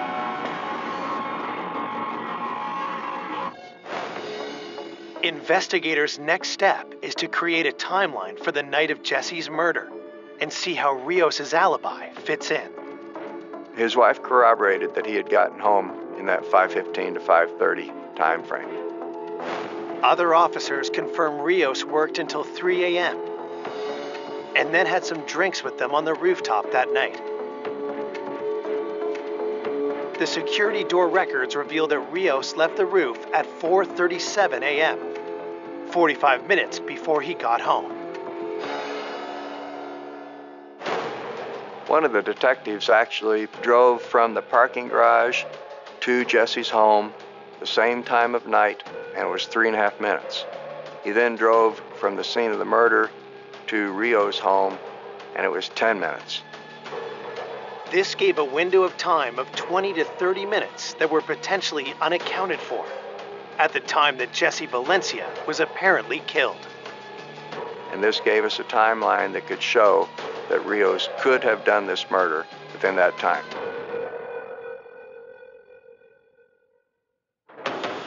Investigators search Rios' home, car, and work locker, but they uncover nothing to tie him to the crime. Then, out of the blue, Captain Schwartz receives an alarming phone call. Steve called me, crying, very upset, and he said, "I've done a bad thing." The first question I asked him was, "Where are you?" And he said that he was in Kansas City and that he had bought a shotgun. I really thought he was going to kill himself.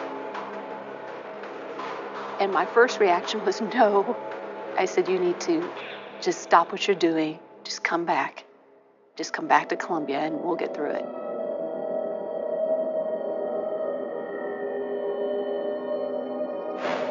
Captain Schwartz is able to talk Rios into driving the 150 miles back home, where police take him into custody.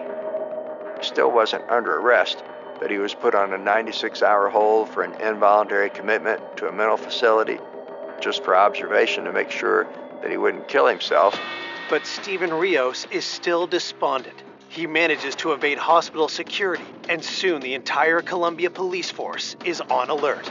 I got a phone call that Steve had escaped and was on top of the parking garage, threatening suicide. One of the officers found him on the 4th floor of a parking garage, and Rios climbed up on the wall, claiming he was going to jump. When they called me and said he's on top of the garage, he's threatening suicide, what was he doing? What was he thinking?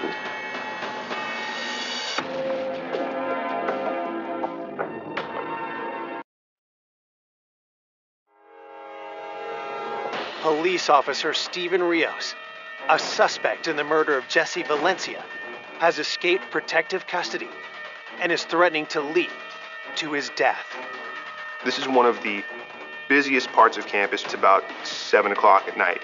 He goes to the roof of the parking garage, starts threatening to jump. There's a crowd below. There are people watching this. People are videotaping this, taking pictures. It's bizarre. Police arrive on the scene to try to talk Rios off the ledge. All I could think of was, here we go again. Why are you putting everyone through this? It was just putting everyone through a nightmare.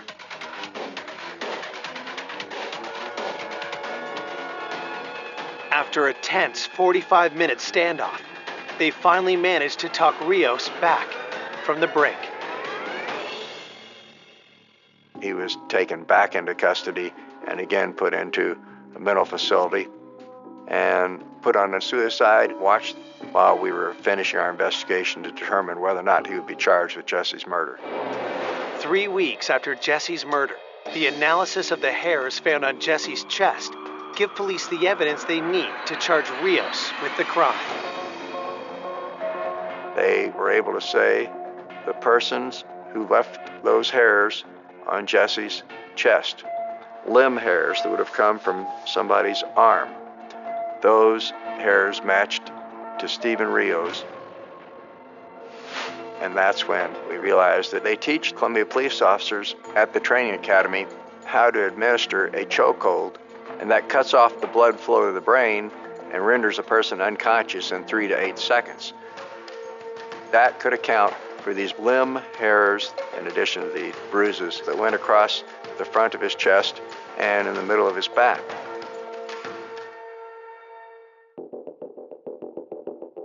On July 1st, 26 days after Jesse Valencia's body was found, Stephen Arthur Rios is arrested and charged with first-degree murder.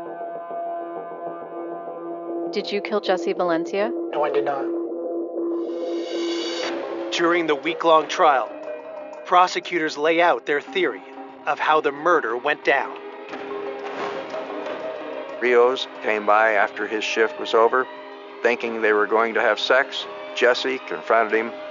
Jesse was threatening to contact the chief and expose Rios. And he knew his career and his happy marriage would probably be over. And that had angered Rios. The neighbor heard this argument going on, and Jesse's yelling, "Stop it, stop it." Jesse, then clad only in his shorts and barefoot, ran out,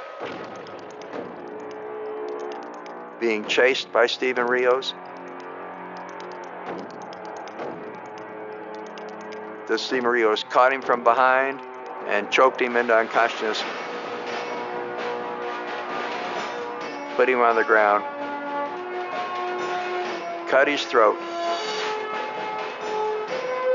and that's what I believe happened in the last minutes of Jesse Valencia's life.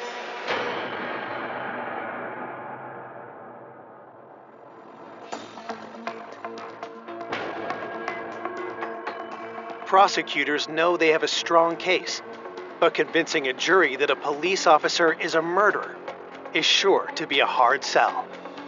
If even one of the 12 jurors feels like it's not the person, then you have a hung jury or a not guilty verdict. After 8 long hours, the jury returns with a verdict. The jury finds the defendant, Stephen Arthur Rios, guilty of murder in the second degree.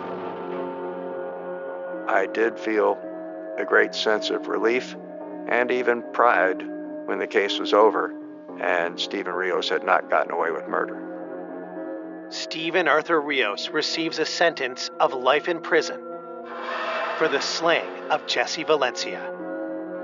I don't feel like that Jesse really got justice because I wanted the death penalty for him.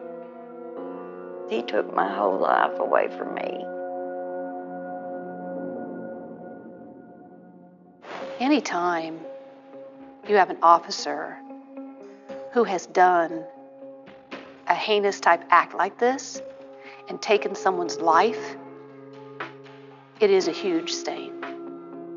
And for law enforcement everywhere.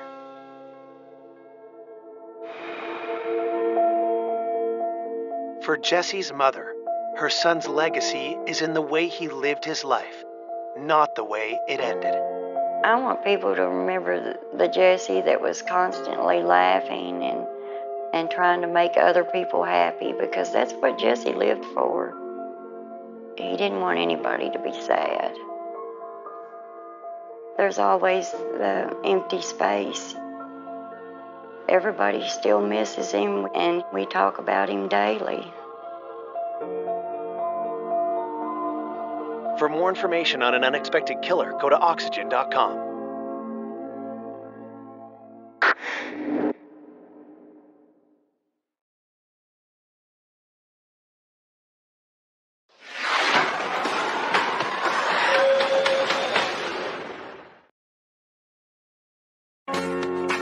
A vibrant and loving young mother. She was just an awesome person. She had a little feisty side to her because of the redhead, but she was always looking out for everybody else. Is found savagely murdered inside an office building washroom. There was insulated electrical wire used to strangle her. It appeared there had been a sexual assault. Detectives pursue multiple suspects. There were problems with the marriage. They had had issues. They had been arguing. He was in the building the night she was killed. His prints matched the prints inside the bathroom stall. And hunt down an elusive killer. We talked to the attorney, who states that he is probably somewhere in South America. I said, okay, where's he at? Can we get him? That no one could have imagined. I was in shock. I couldn't believe it. It was very unexpected to see him as the actual killer.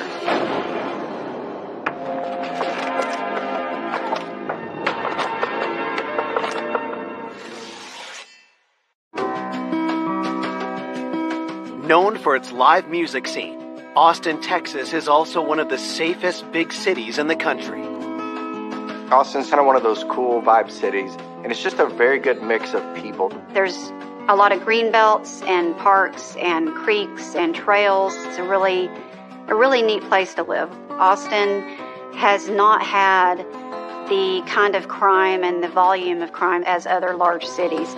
People do typically feel safe. But in 1983, the town is rocked when a local businessman makes a gruesome discovery. In the early morning hours of September 20th, 1983, the Austin Police Department received a 911 call. One of the tenants of an office complex had come in the morning and discovered things were out of place. There was a cleaning cart out in the hallway, so he went to try to find out if anyone else was still in the building. He did discover a deceased female in the upstairs men's restroom. The 911 caller did not know her name, but he recognized her as the woman who did clean the building. Police are dispatched to the scene. When we located the female victim in the men's restroom, she was positioned inside of the stall. She was undressed. There was insulated electrical wire that had small loops tied on the ends of them. Detectives believed that electrical wire was used to strangle her and be the cause of her death. It appeared, because she had no defensive wounds at all, that the killer came up from behind and surprised her. Everything in the crime scene suggested that this was a violent attack. There was wet toilet paper inside of her nose and her mouth. It stands to reason the killer put that in her mouth and her nose after he strangled her to ensure that she was good and dead. There was a bodily fluid and a clothing that made it appear as if she was drug across the floor. Her clothes were scattered amongst the restroom, and it appeared that there had been a sexual assault. The victim was identified by an ID that was found inside of her purse. She was Lori Stout, a 22-year-old female from Austin. While forensics collect samples, investigators look for other evidence left behind by the killer. A significant fingerprint was located in the men's stall of the restroom. When dragging her in there, the person would almost have to brace themselves on the wall of the inside of the stall. The print inside the bathroom stall matched a print on the second floor fire escape. So the two of those were pretty significant. Had the killer fled through the fire escape after committing the murder? Detectives head down to the parking lot looking for more clues. They found that there was a spool that was used for insulated electrical wiring inside the dumpster. They also found some looser pieces of the same type of wiring that was used to kill the victim. Detectives bag the items for analysis. Back inside, police start piecing together a theory of who could have committed this horrible act. The fact that the victim was killed inside the building in the middle of the night suggested that whoever did this had access or a key to get in it. Detectives canvass the building and talk to employees, but determined that no one had seen anything suspicious. We were able to talk with two witnesses that saw Lori at about 12:30 a.m. as they locked up and secured the building and left. We know that she was last seen alive around 12:30 in the morning, and the employee at the building discovered her body around 8 a.m. So she died sometime during that time frame. Just as investigators are finishing up, a frantic man arrives at the scene. He identifies himself as Gary Stout and demands to know where his wife Lori is. Gary Stout told detectives he woke up that morning and discovered that his wife was not home yet from work. He got worried and he drove up to the building, which was a short distance away, and discovered her car still in the parking lot, but it was surrounded by numerous police cars. It was at that point that the police spoke with him and broke the news that his wife was found dead. He was obviously traumatized by what had happened. As police take Gary down to the station for questioning, the devastating news soon spreads to the rest of Lori's family. I was in shock. I couldn't believe it. My whole world changed. I no longer had my confidant, no longer had my best friend. It was horrible, horrible. When we found out that Lori had been killed, it was a big impact. It was overwhelming. Born in Arlington, Virginia in 1960, Lori Coffey was a naturally warm and caring soul. Laurie was the oldest of Laurie, myself, and TJ, but she was kind of the mother hen of us all. She had a little feisty side to her, and I think maybe because of the redhead, but she was always looking out for everybody else. She was just an awesome person. She really, truly was. Lori was the leader of us three musketeers, me, Beverly, and Lori. And she kept us going. After moving to Austin with her mother and siblings, in 1977, Lori met Gary Stout, who worked logistics for the military. It all flourished very fast. She was so giddy about Gary, and they fell in love. All in all, he just seemed like a good guy, so we were all, okay, so this is it. After a whirlwind courtship, Lori and Gary married the following year. 3 years later, Lori became pregnant. She was over the moon, very, very happy. I mean, that's what she wanted. She wanted to be married, start having a family, and she was on her way. But Lori is soon forced to face the harsh realities of military family life. Gary got orders to go to Belgium. She was very sad. Lori was sad that Gary was gone overseas, and here she was facing having a baby on her own at home. On January 26, 1982, while Gary is away, Lori gives birth to a baby girl. Lori had a really easy labor, and, now we have this little baby, and, of course, she was ecstatic. I think that she very much enjoyed being a mother. I think that she experienced probably the happiest months of her life after I was born. In order to spend more time with his family, Gary left the military and took a job as a maintenance worker in the same building where Lori worked nights as a cleaner. She was very excited that he was coming home. That's all she wanted, just to be a mom and wife, homemaker. With her life finally on track, how did this loving young mother become the victim of a cold-blooded killer? As with any investigation, you have to look at those that are closest to the victim and those that have motive. As an employee of the building, a maintenance worker there, Gary had access. Down at the station, police questioned Gary about his marriage to Lori. When we asked him about any problems in their relationship, he quickly admitted that they had had issues, they had been arguing, and were unhappy. Detectives discovered that Lori actually went and stayed with her sister, Beverly, shortly before the murder happened because of a really big argument that she had with Gary. Things were not going all that well for her and Gary, and she was miserable. This definitely created a concern that there were problems with the marriage. So knowing that he has access and motive, it raises the level of suspicion that he could have been involved in this crime. Coming up, detectives uncover disturbing secrets. He wasn't happy in his relationship, and he admitted that he was looking at leaving her. Lori's family felt very strongly that he was the killer. Before a shocking tip takes police in a whole new direction. We received information from a female victim of a man that committed a similar attack against her.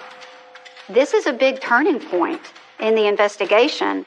Could this be a serial rapist? Could it be a serial murder?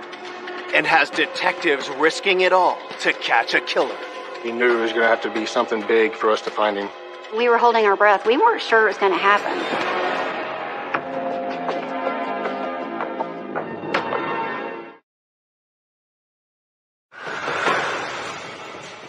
Police investigating the murder of 22-year-old mother Lori Stout are questioning their first suspect, her husband Gary. When Gary was being interviewed, he was very forthcoming about the poor state of his marriage with Lori. So it was a little bit of a red flag. At this point in the investigation, we need additional information about problems that may be in their relationship. Lori and Gary were happy. When they first got married, she was proud to be a wife. That's all she wanted. But things changed when Gary returned from overseas. Lori wanted it to just be like it was before he left, and unfortunately that was not the case.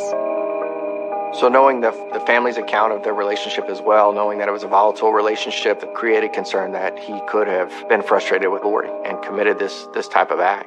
When detectives press Gary for details about why his marriage was falling apart, he makes an alarming confession.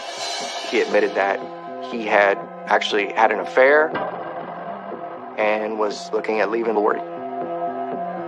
Gary tells detectives that he met a woman while overseas and that she had since come to visit him in Austin. At this point, the detectives are wondering, does Gary want Lori out of the picture given the very bad state of their marriage and the fact that he wants to be with this woman he's having an affair with? Gary explains that he ultimately chose to stay with Lori, but detectives become even more suspicious after they ask him for an alibi. He stated that the night before, he and Lori had an argument, so she went and slept on the couch. At one point, she finally just got up in the early morning hours, went to work. Gary did not have an alibi that we could confirm. He was at home with a young child, asleep. He could have left his house, gone up to the building, and come back. That would not be something we could verify.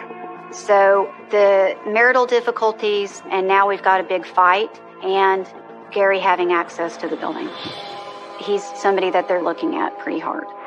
Detectives asked Gary to provide samples of his blood and fingerprints to be compared with evidence found at the crime scene. He was cooperative with us. He provided samples that were requested. Looking further into Gary's movements leading up to the murder, investigators reach out to his boss at the office building. The manager of the building informed the detectives that Gary had fixed a water heater the day before Lori was killed.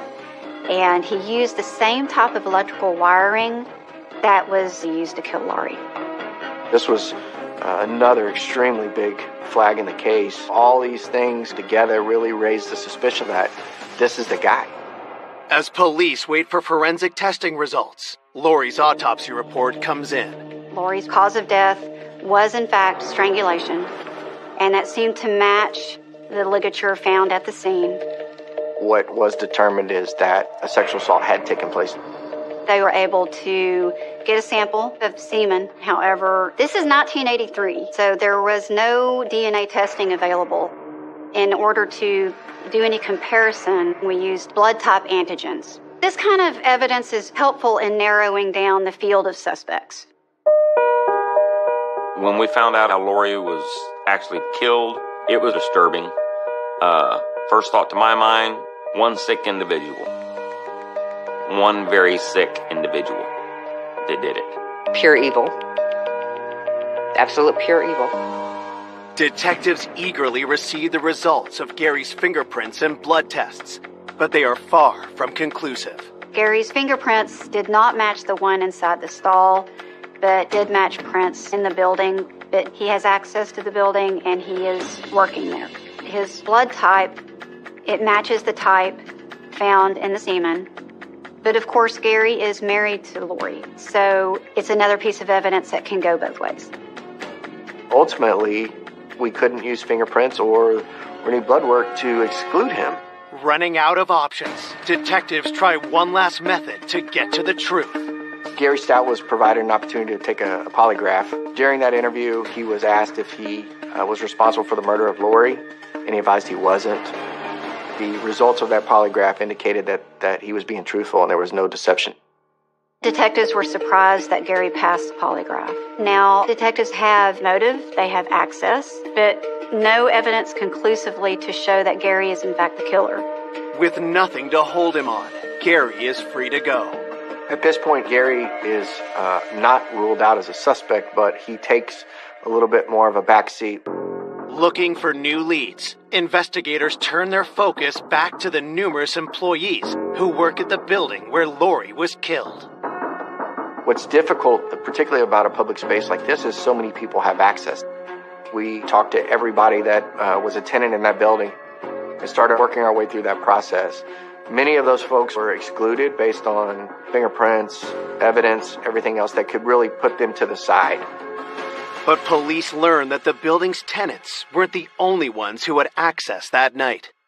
We discovered that registration was being conducted from the University of Texas, a satellite location at this office complex. And they stayed late after hours so that folks could come after work, sign up late into the evening. So this was definitely something of interest for us. Detectives were able to get the names of the male students who had gone in that night, and they had them come down to the police department and they got fingerprints of these individuals. Police processed the fingerprints of over a dozen students and receive an alarming result. We were able to rule everyone out on the list with the exception of one. We had a fingerprint inside the men's restroom as well as a fire escape door. So this person is somebody we want to talk to and interview.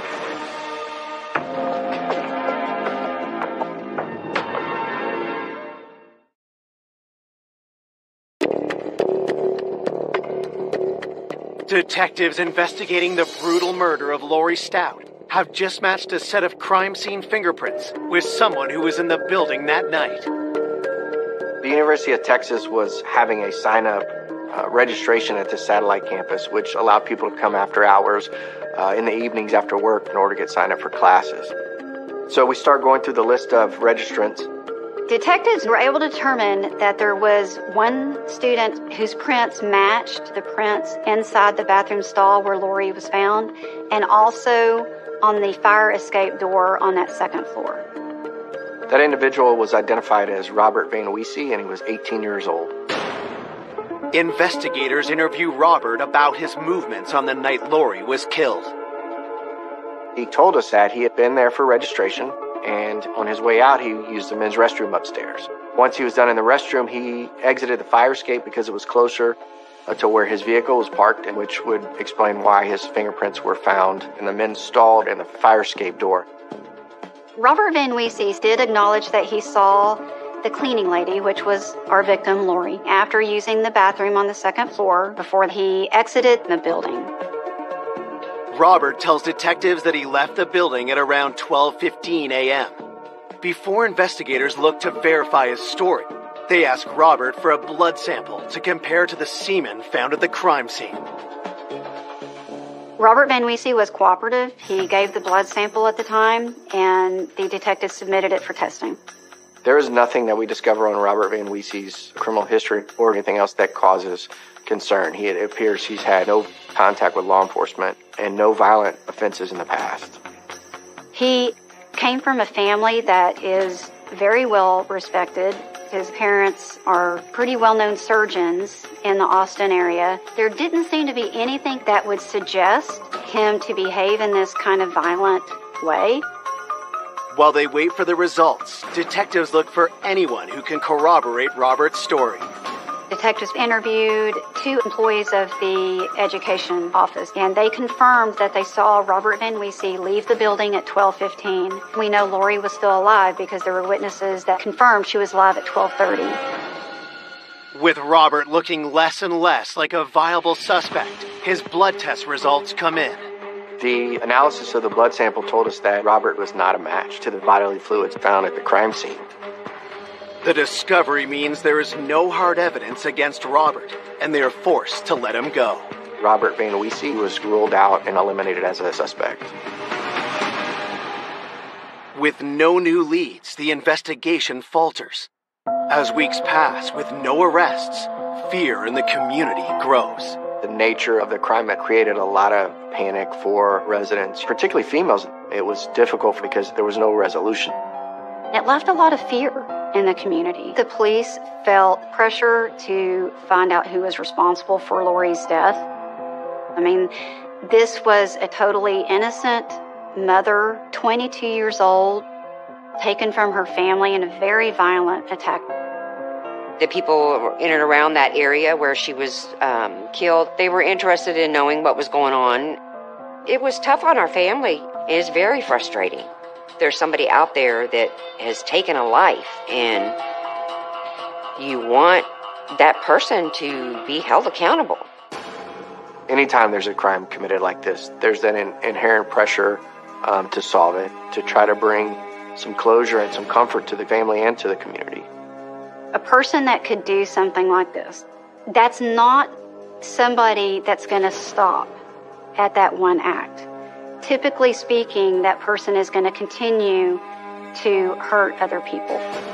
We're always worried that, he can continue to commit these kind of acts until he's brought to justice. 1 month after Lori's murder, police receive a promising new lead. We received information from a female victim of a man that committed a similar attack against her. The victim was sexually assaulted and strangled, but she was able to get away. He mistakenly thought she was dead, and she was able to identify him. That person's name was Daryl Kemp. Daryl Kemp at that point was in prison, but he was not in prison at the time that Lori was killed. And so we started looking into this. We evaluated the information and started to determine if this could potentially be a suspect in this case. Police dig into Daryl Kemp's background and discover a disturbing pattern. It's determined that Daryl Kemp committed an attack in 1960, similar, where the victim was sexually assaulted and strangled. He was convicted for the rape and murder of a woman named Marjorie Hipperson in California. He did receive the death penalty for that. But later on, the death penalty got overturned. Ultimately, he was released and paroled in 1978. That's when Daryl Kemp moved to Austin. His MO matched. He's killed in this fashion before, and he was in Austin at the time. So this is going to be somebody that detectives look at pretty intently. Could this be a serial rapist? Could it be a serial murder? We had questions that we needed to get answers to.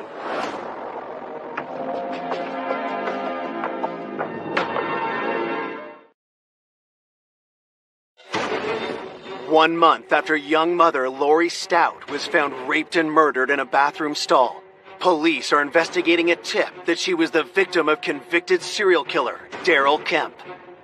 Detectives at this time were thinking that Daryl Kemp was a strong possibility as a suspect because of the similar M.O., which was sexual assault and strangulation. Investigators learned that although Daryl is currently in jail for an unrelated crime, he was a free man at the time Lori was killed. Detectives head to prison to question him. The difficult part about interviewing somebody like Daryl Kemp is he's obviously been down this road before. He's got knowledge of how investigations work, and so information may be withheld or may not be genuine in his responses based on where he thinks or feels like your questions are leading him. Detectives start by questioning Daryl about where he was around the time of Lori's murder. They're asking him questions that would help tie him or connect him to the area that the building was located in. They asked if he knew where this building was, where he lived, basically to try to put him in a geographical area, figure out where he frequented. Daryl tells investigators he wasn't near the office building where Lori was killed and has no ties to the area. Daryl Kemp was asked if he was familiar with Lori Stout. He said he wasn't. Things that we're trying to pay attention to is whether his statements are truthful. Does his body language support his statement? Does it appear he's being deceptive? And is he forthcoming with his answers? Not trusting the word of a convicted killer, detectives shift gears. He was asked if he would take a polygraph. He hesitated with that because he didn't trust polygraphs. He is not cooperative at all.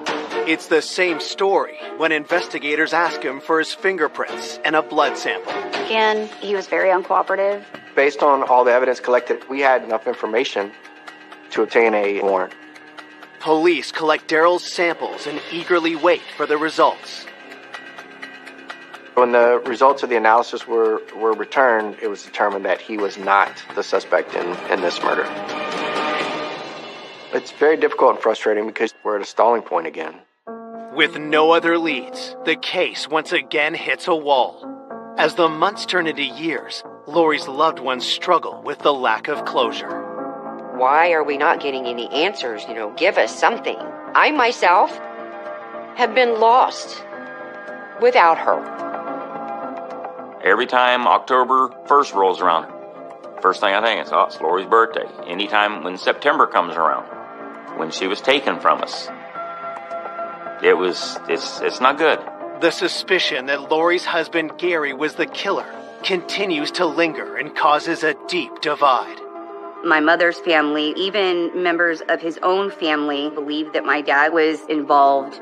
We all still had that suspicion that Gary had something to do with it. Eventually, Gary takes Dale and moves out of state. Gary, he didn't want to have anything else to do with us. So it was like, oh my God, now we can't see Dale. I lost my sister, but I also lost that connection with my niece. Being so young, she didn't really remember her mom. So it was probably quite hard on Dale. When I was growing up, there weren't a whole lot of conversations about my mother. It was just the understanding of she wasn't there anymore. As Dale grows older, she begins to ask questions. My dad did not like talking about it. I did not have a family member sit me down and explain to me that this is what had happened to her. It wasn't until I got older, got access to the internet, that's when I learned that she was attacked, that she had been strangled, that she had been raped, and then she had been murdered. It was very overwhelming finding out about it in that way. Lori's family continues to push for her killer to be brought to justice. We never gave up hope. We tried to keep it fresh and focused on it. We were constantly checking in. We had to get this case closed to help give our family a little peace. It was overwhelming. The pressure finally pays off And in 1992, nearly 10 years after Lori's murder, a new team of detectives reopen her case.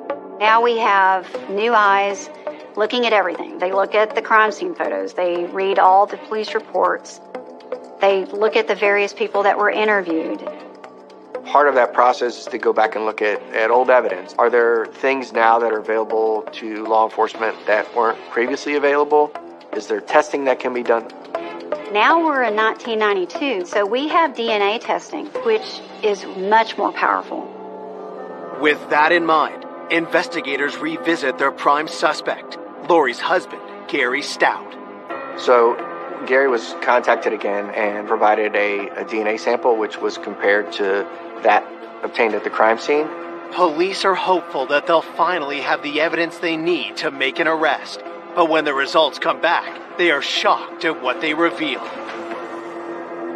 It was determined that Gary was not a match.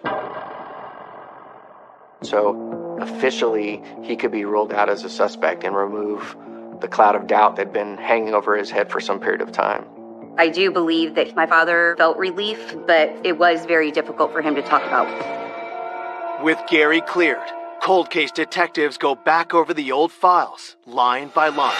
With any review of a case, you look at who's been interviewed, who's been eliminated, and what was discovered is that one of the reports that was provided as far as the blood typing seemed to have an error. The documentation that was used to finalize the forensic report that excluded a suspect actually showed that there was a clerical error in that lab report. And that particular suspect should have been included as a suspect, not excluded. This is a big turning point in the investigation.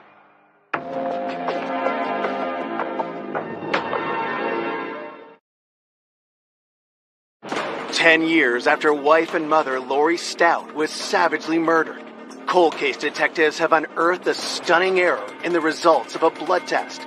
That means a previously cleared suspect might not be innocent after all. What was discovered is that the report said the subject could be eliminated, but there was a clerical error in the document and it should have read that he could not be eliminated.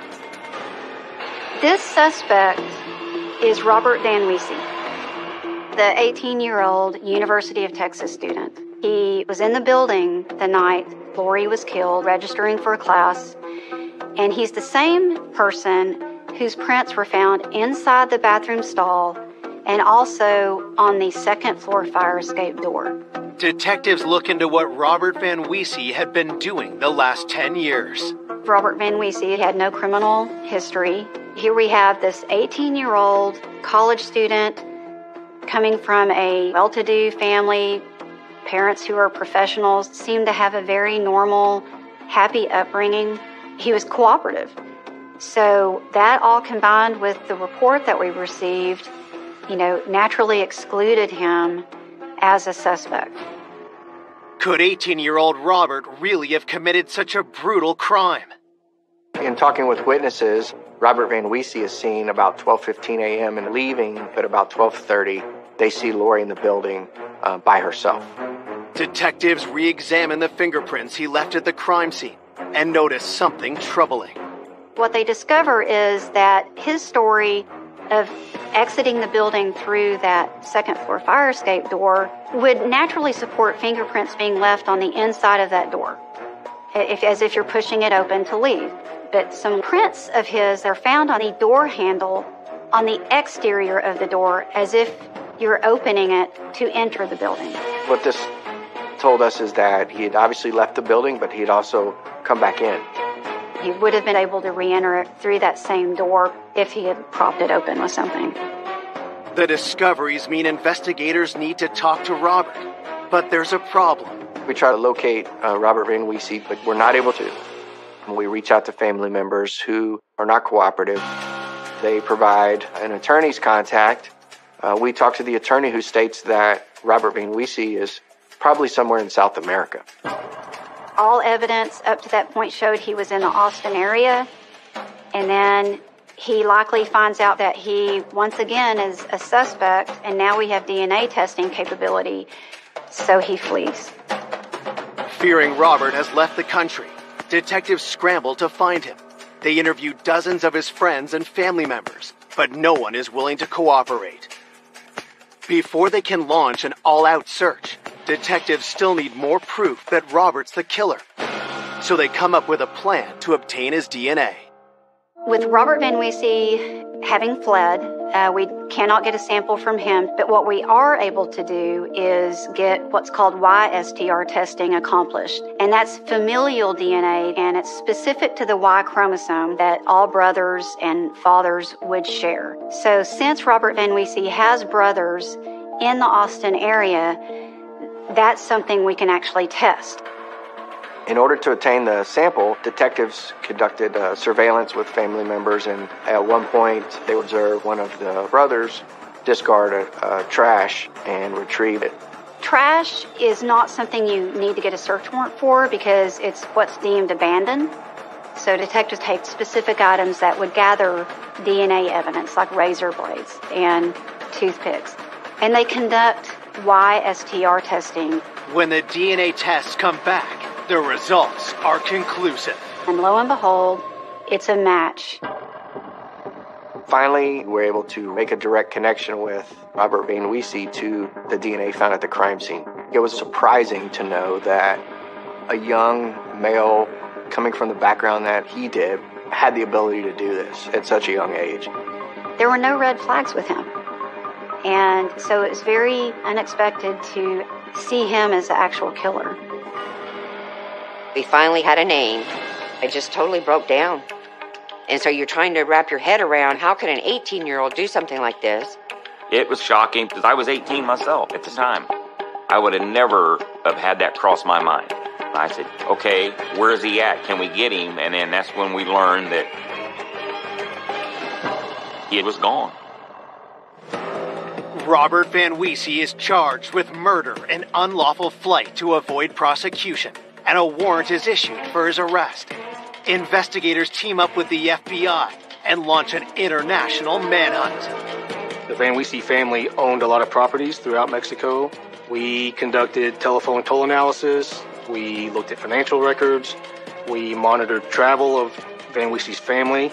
We did a tremendous amount of ground surveillance on locations where we thought he might be.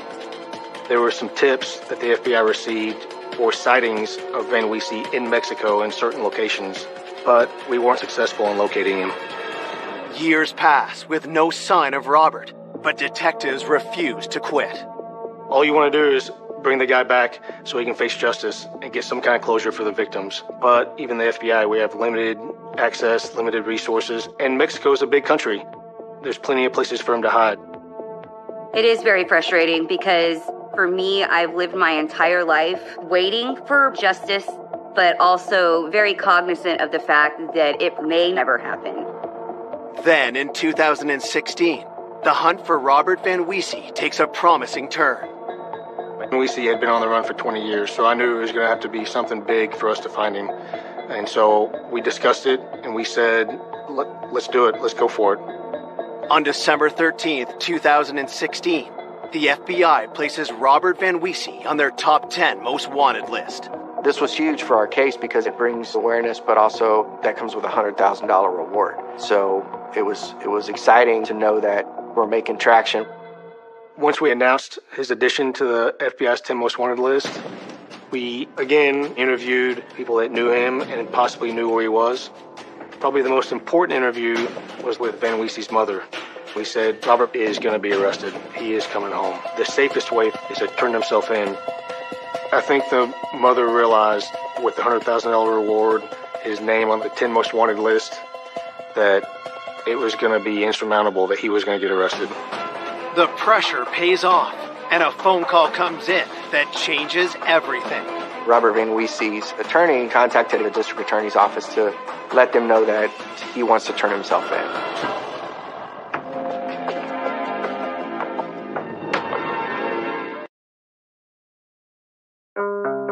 33 years after the murder of Lori Stout, her elusive killer, Robert Van Wiese, is ready to return to the U.S. to face justice. Robert Van Wiese's lawyer contacted the district attorney's office and started to inquire about possible surrender with a plea bargain agreement. Typically speaking, when someone is a fugitive, we do not negotiate. But circumstances in this situation are quite unique. Mexico will not agree to extradite to Texas if the death penalty is on the table. So we will not get him in our hands if he's arrested in Mexico unless we agree to not have death penalty on the table. Wanting a swift resolution, the district attorney negotiates a deal. Van Weese would agree to turn himself in, and they agreed to 30 years in prison. On January 26, 2017, police head to the Mexican border to meet Robert. The plan was for him to surrender, but we were holding our breath. We weren't sure it was going to happen. We're anxious that this is finally going to take place, but until we have Robert Van Weese in physical custody, we can't let our guard down. The arrangement was that he would meet us at the halfway point on the pedestrian bridge. There's a line in the middle. On one side says Mexico, on the other side says United States. He was to meet us there at 1 o'clock. He didn't show up. As the minutes tick by, investigators start to worry they've been duped. We had assurances from the attorney that he would show up, but at any point during that time, he could have turned around and changed his mind, and there was nothing we could have done. At 1:36 p.m., a lone figure approaches the border. He walked up very slowly, stopped at the line. He introduced himself as Robert Van Weese, and I said to him, "You ready to turn yourself in?" He took a deep breath. He closed his eyes. He said, "Yes." I said, "Step on across." And he took one step over, and he was arrested. Seeing him walk across that bridge and seeing law enforcement put handcuffs on him, it was extremely satisfying. There'd been so much work from so many different people over the years that from 1983 up until 2017, now we have somebody that's accountable and be brought to justice. Was one of the most rewarding experiences in my career. I sent the picture to Dale and let her know we got him. And I get a text back that it apparently was Dale's birthday. So it was pretty emotional. She showed me a photo of Van Weese being escorted into custody. It's kind of hard to believe that after all of these years that it would be that day of all days that he would turn himself in. It was, and it still is surreal that it finally did happen. I mean, it just emotions everywhere. I just can't, it's finally over. It's finally over. Finally over. The plea deal means Robert does not have to speak to investigators, leaving them to piece together how they believe the murder unfolded. He showed up that night to register for classes. He sees Lori as she's cleaning. It's possible that Robert Van Weese and Lori Stout had an interaction as he passed her. Maybe she spoke to him. He goes to the bathroom, develops his plan on coming back in. He's opportunistic, and the opportunity rose, and he left through that fire escape door on the second floor, propped it open. And once the other workers had all left, I think he came back in. When he came back in, he would have passed in the parking lot the dumpster that had some leftover electrical wiring that Gary Stout had used that day for the hot water heater, and grabbed it and went upstairs and then attacked her, raped her, and killed her. Lori was killed in probably one of the most personal, violent ways that someone can be killed. Robert Van Weese is an extremely cold and calculating person. On March 28, 2017, Robert pleads guilty to Lori's murder and is sentenced to 30 years in prison. Lori's sister, Beverly, is there to deliver an emotional impact statement. I looked him right in the eye and told him what he had taken from our family and what it had done. And, I just told him I hope he rots in hell and gets to feel some of that terror that my sister felt that night. I know in my heart he is where he needs to be. I think Lori's family felt a sense of relief, a sense of closure that maybe now At least my hope for them now with that is that they could at least start to heal. Him being arrested and incarcerated does bring closure. I think that that's what everybody dreams about when a crime like this happens to one of their family members. Still see Lori's face quite often. She was a hoot. Lori was a hoot. I miss her dearly. I do believe that my life would have been very different if she would have lived. And I know that she would have done anything to make sure that I had what I needed. I still think of Laurie every day, every single day. There were a lot of good times, good memories with Laurie, and I just wish we would have had more.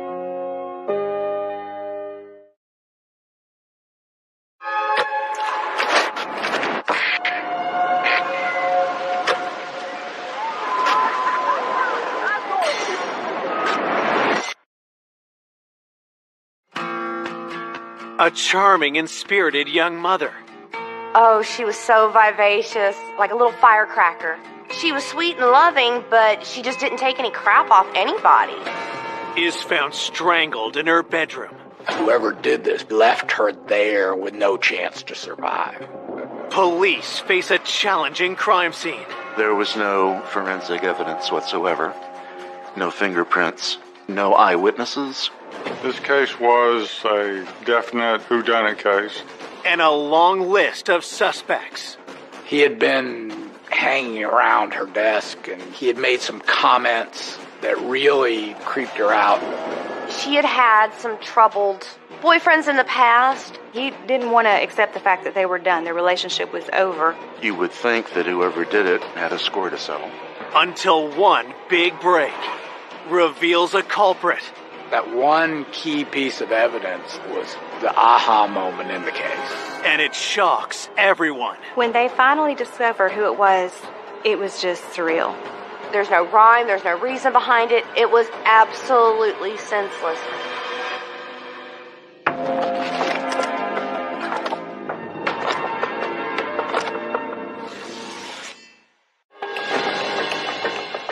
Just before 5 p.m. on a Monday in March of 1999, in the small bedroom community of Norcross, Georgia, police raced through the suburban streets in response to a 911 call. The only information that we had at hand initially was there had been a person discovered dead in an apartment. It was her fiance that had called 911. When we arrived at the scene, we spoke with the fiancé briefly. The man tells detectives the victim is 20-year-old mother of one, Danielle Jennings. Her 2-year-old son is currently at daycare. The fiancé told us he walked in and found her lying on the bed, and he stated that she was cold and blue. She was deceased by that point. She was face down on the bed. And he rolled her over and then called 911. While Danielle's fiancé is taken to provide a statement, investigators take a close look at the crime scene. When you went back into the bedroom, she was on the bed, fully clothed, laying on her back. But you could obviously see signs of strangulation. She had a ligature around her neck. The ligature appeared to be some type of stocking, and it was tied around her neck very, very tight. It had been tied off to leave it that way. It's not like it released, which I thought was pretty unusual. I mean, whoever did this left her there with no chance to survive. The ligature was knotted in the back, which would tell you that the person was on her back, behind her, when she was strangled. Detectives explore the rest of the crime scene, looking for clues. The bed was messed up. One of the dresser drawers was open. The stocking that she was strangled with may have been one of hers out of that drawer. Her purse was dumped out as if somebody had dumped the contents and rummaged through it.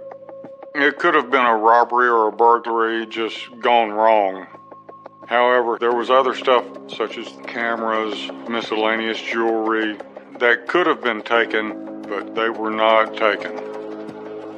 It was possibly a burglary that had been interrupted, but you always have to consider the possibility that it could have been a staged burglary because, frankly, there really wasn't a lot of disruption. Next, investigators try to determine how the killer entered the apartment. There was absolutely no tool marks or anything on the front door, and then there was a sliding patio glass door. It was locked. There was no evidence of tampering with it at all. We went around and we searched the outside, but we didn't turn up anything of any value. Before they returned to the station to interview Danielle's fiancé, detectives fan out to speak with other tenants in the complex. Most of the people in these complexes work during the day, and so most of them are not home. We left our business cards with a note asking them to please give us a call. As the crime scene investigation continues, news of Danielle's violent murder quickly spreads to her family and friends. When I found out that Danielle died, I said, no, you've got to be kidding me. I said, this cannot be real. And then I dropped the phone and I just started screaming.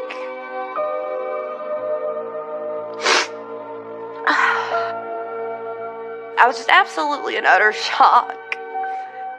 How does one handle the information that your best friend, your sister, the person that you basically love more than anybody in this world is gone? Why would somebody do this to such a loving, caring, beautiful person? Born in Columbia, South Carolina in 1978, Danielle grew up with her mother and stepfather in Stockton, Georgia. Even in her youth, Danielle had a magnetic personality. She was beautiful, strong, tenacious, ferocious. She was very fun. Danielle was always ready to have a good time, to laugh. Oh, she was so vivacious, like a little firecracker. She was very tiny, but she had this big attitude. She was sweet and loving, but she just didn't take any crap off anybody. Danielle showed her resilience when she was left to deal with an unplanned pregnancy alone at the age of 16. There was never a doubt in her mind that she wanted to have that baby. She wasn't scared. I mean, she had brass balls of steel. She wasn't going to let her age stand in the way of being a good mother. Danielle gave birth to her son, Tristan, in 1996. She was so proud. I could see her little attitude in him. The new mother longed for her son to have a father and hoped she had found one when she started dating Luis Payano. We grew up with Luis, so we go way back with him. We met Luis in our early teen years. Danielle was always partial to Luis, and Luis and Danielle were dating, and I was so thrilled. And the way that Luis would look at Danielle, like she would walk into the room and he would just light up. Soon, the couple moved into an apartment together, and Danielle landed an office job at a landscaping company. She was so excited to have like what we titled a big girl job. She was very proud of herself. We were all very proud of her, you know? She was going places. In December of 1998, Luis asked Danielle to marry him. She was so excited, and I'm like, this is going to be the best marriage ever. When Danielle first got her engagement ring, it was too big. And I said, girl, you got to get it sized. She's like, I don't want to take it off. It was beautiful. Danielle had everything going for her. She had a great career opportunity ahead of her. She had a man she was so excited to marry. She had a beautiful son that just meant the world to her. Danielle was really on top of her game. She was probably the happiest I had ever seen her. Now, all Danielle's happiness and hope has been stolen by a cold-blooded killer. I could not even begin to fathom why somebody would do that to her. Back at the crime scene, investigators are searching for answers. The scene raised several questions. Of course, the most obvious was, how did whoever it was get into the apartment? Because there was no sign of forced entry. Was it someone she knew? We know, working off the percentages, that the person most likely to kill you is laying next to you in the bed. In this case, Danielle's fiance, Louise. Coming up, detectives unearth dark secrets. She had had some troubled boyfriends in the past. He was violent. He was abusive. You could tell when he talked about Danielle that it made him mad. He was just very, very creepy to me. And I know they had tumultuous fights. The person that did it could have been amongst us. And just as the case threatens to turn cold, We felt like we had hit a brick wall. I had a huge fear that whoever it was got away with it. a stunning revelation points to a killer no one suspected. The killer was much closer to home than anybody first thought. I don't think anybody saw it coming.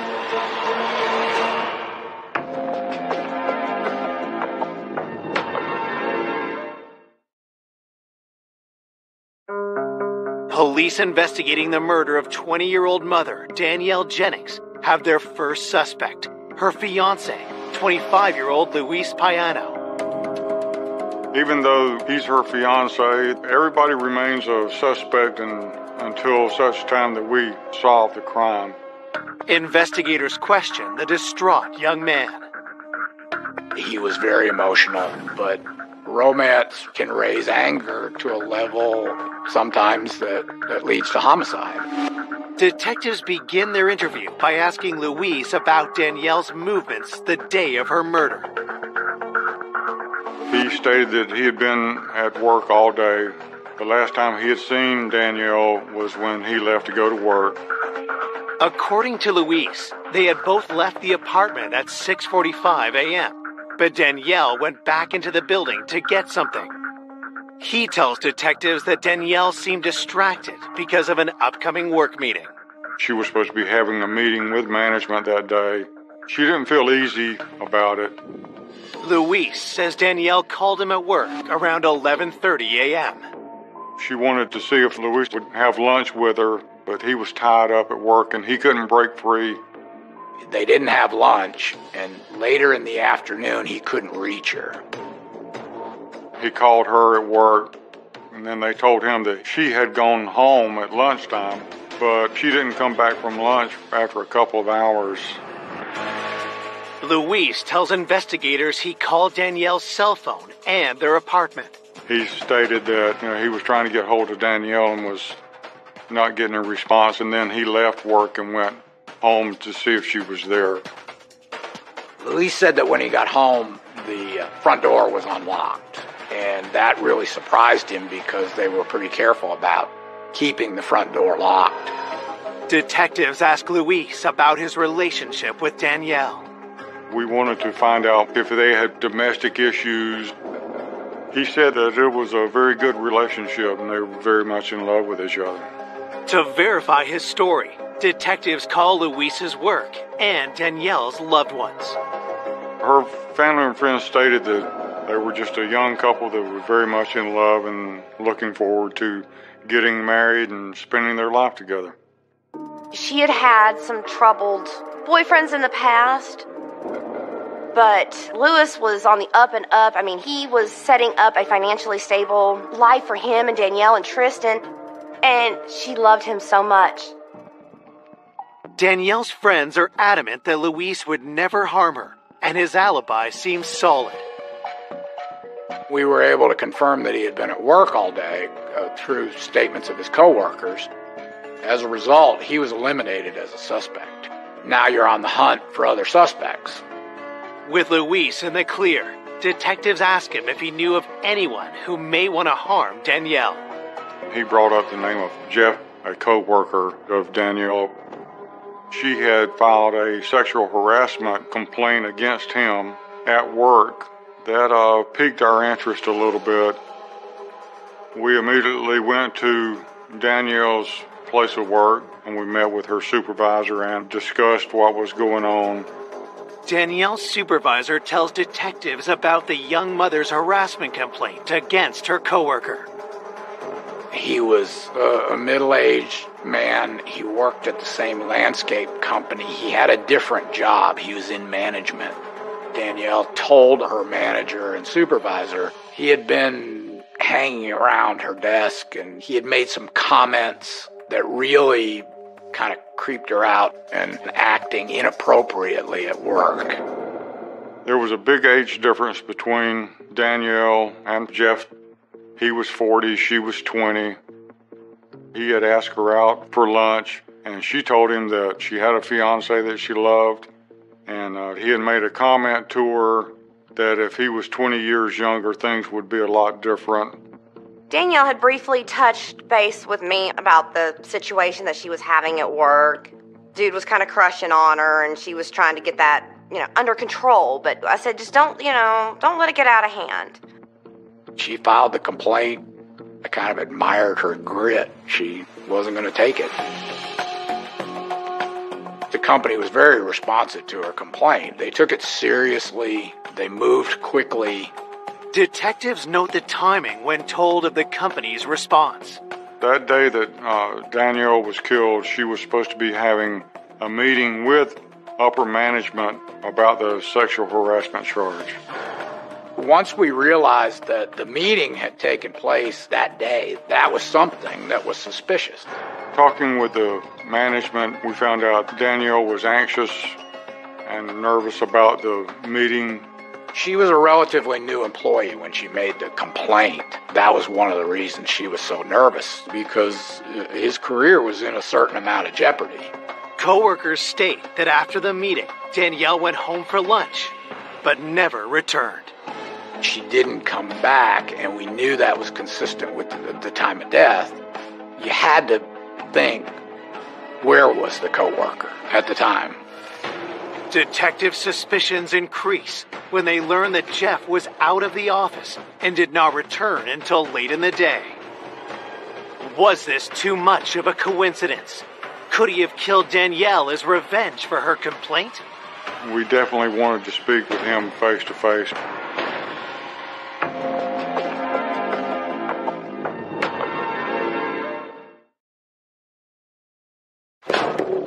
Detectives hunting the killer of Danielle Jennings suspect a harassment complaint against her coworker, Jeff, may have led to retaliation and murder. We were now focused on him as a possible suspect. We had to consider the possibility that he followed her home and ambushed her and killed her. Investigators bring the 40-year-old in for an interview and ask about his interaction with 20-year-old Danielle. He admitted to asking her out for lunch, but he said other than that, he had not done anything. He talked about the sexual harassment complaint and pretty typically said, I didn't think it was that big a deal. I didn't know she was that offended.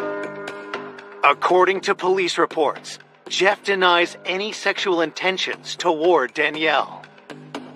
He told police that whatever lapse in manners that he had had with Danielle, that he liked her. He seemed to be genuinely dismayed to find out what had happened. Detectives ask if Danielle's complaint gave him a reason to want to harm her. His first reaction was he was angry. He was adamant that he was not a suspect. And then he said it couldn't have been me because my truck was broken and I was on a job with somebody else, with a coworker. And I can prove it. Jeff provides investigators with the name of the coworker he claims to have been with.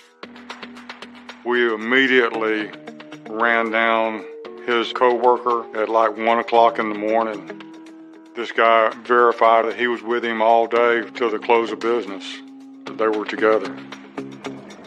With his alibi confirmed, police eliminate Jeff as a suspect. 24 hours after Danielle's murder, the enormity of her death is only just starting to hit home for Danielle's loved ones. Things like that didn't happen where we grew up. I could not believe somebody would do that to her. It was just the most nightmarish thing I could imagine. It made me question God. Why would you let something that horrible happen to her? I didn't want to accept it. I couldn't sleep. I just kept saying, she's dead, she's dead. Danielle should not be dead. The following day, investigators received the autopsy report and scoured it for anything that might point to Danielle's killer. The manner of death was asphyxiation or strangulation. The medical examiner stated that she probably lost consciousness within about 15 to 20 seconds after the ligature was placed around her neck.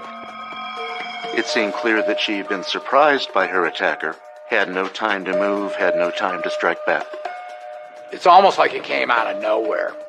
We knew from the positioning of the knot, someone had come up behind her with the nylon stocking, pulled it tight until she lost consciousness, and then tied it off to kill her. She had not been sexually assaulted. There weren't any other injuries. There weren't any defensive injuries. This case was a definite whodunit case. There was no evidence found at the scene that could help us. There was no forensic evidence whatsoever. No transfer of skin, no fingerprints, nothing a lab could look at. After striking out with the autopsy, investigators revisit the theory that the homicide was a robbery gone wrong. We don't live there, so we don't know what's supposed to be there and what's not. We asked the fiancé to go back through the apartment with us and tell us what he sees missing. The smallest detail sometimes helps point us into the direction of a suspect, but nothing was missing according to the fiancé. At that point, we had absolutely nothing to go on, other than the stocking that she was strangled with. Detectives ask Luis if he recognizes the stocking. We wanted to know whether it came from her. It was a tan, knee-high women's stocking, and he said that she never wore anything like that, and we didn't find any in the apartment. Whoever did this brought that with them. The homicide was brutal, violent, and vicious. It lent itself to a personal motive. You would think that whoever did it had a score to settle. Louise told us she had had some tumultuous relationships in her past, so we pursued that angle. Investigators asked Danielle's friends about her previous relationships. When they first started questioning me, they were asking me a lot of questions about her boyfriends in the past, who I felt might have been able to do it. And then it clicked that, Eddie, he was a tow truck driver, and he was a big guy. And he was just very, very creepy to me. Her best friend told us about her ex-boyfriend. He was violent. He was abusive. She ended up having to get a restraining order on him. With Eddie, no one ever really knew when he was going to pop up again. That was somebody we needed to look at.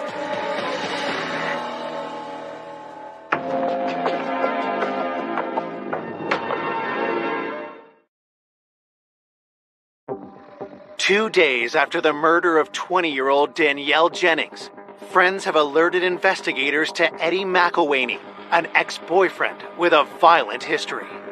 We learned a lot about her former boyfriend. We learned that she had begun to see him when she was a teenager, when she was younger. Friends reveal Danielle started dating Eddie shortly after she became pregnant from another relationship. But Eddie's behavior soon raised red flags. As they got more serious, he became more possessive and controlling, and he definitely wanted to start isolating her from her friends and family more. I didn't want to be around him. I did not like the way he made me feel. I didn't like the way he looked at Danielle. I mean, he would sometimes look at her with disgust. And I know they had tumultuous fights. We learned it had been an abusive relationship, physical and emotional. I mean, she would stand up to anybody, but as tough and as a badass as she was, I think she was a little bit afraid of him. Things only got worse with Eddie when Danielle gave birth to her child. Her family and friends stated that shortly after her son was born, Eddie was getting involved in drugs, and that was finally the straw that broke the camel's back, and she ended the relationship with that. Danielle moved out and tried to start fresh, but Eddie had other plans. She knew it was going to be difficult, but she didn't realize that Eddie was not going to leave Danielle in peace.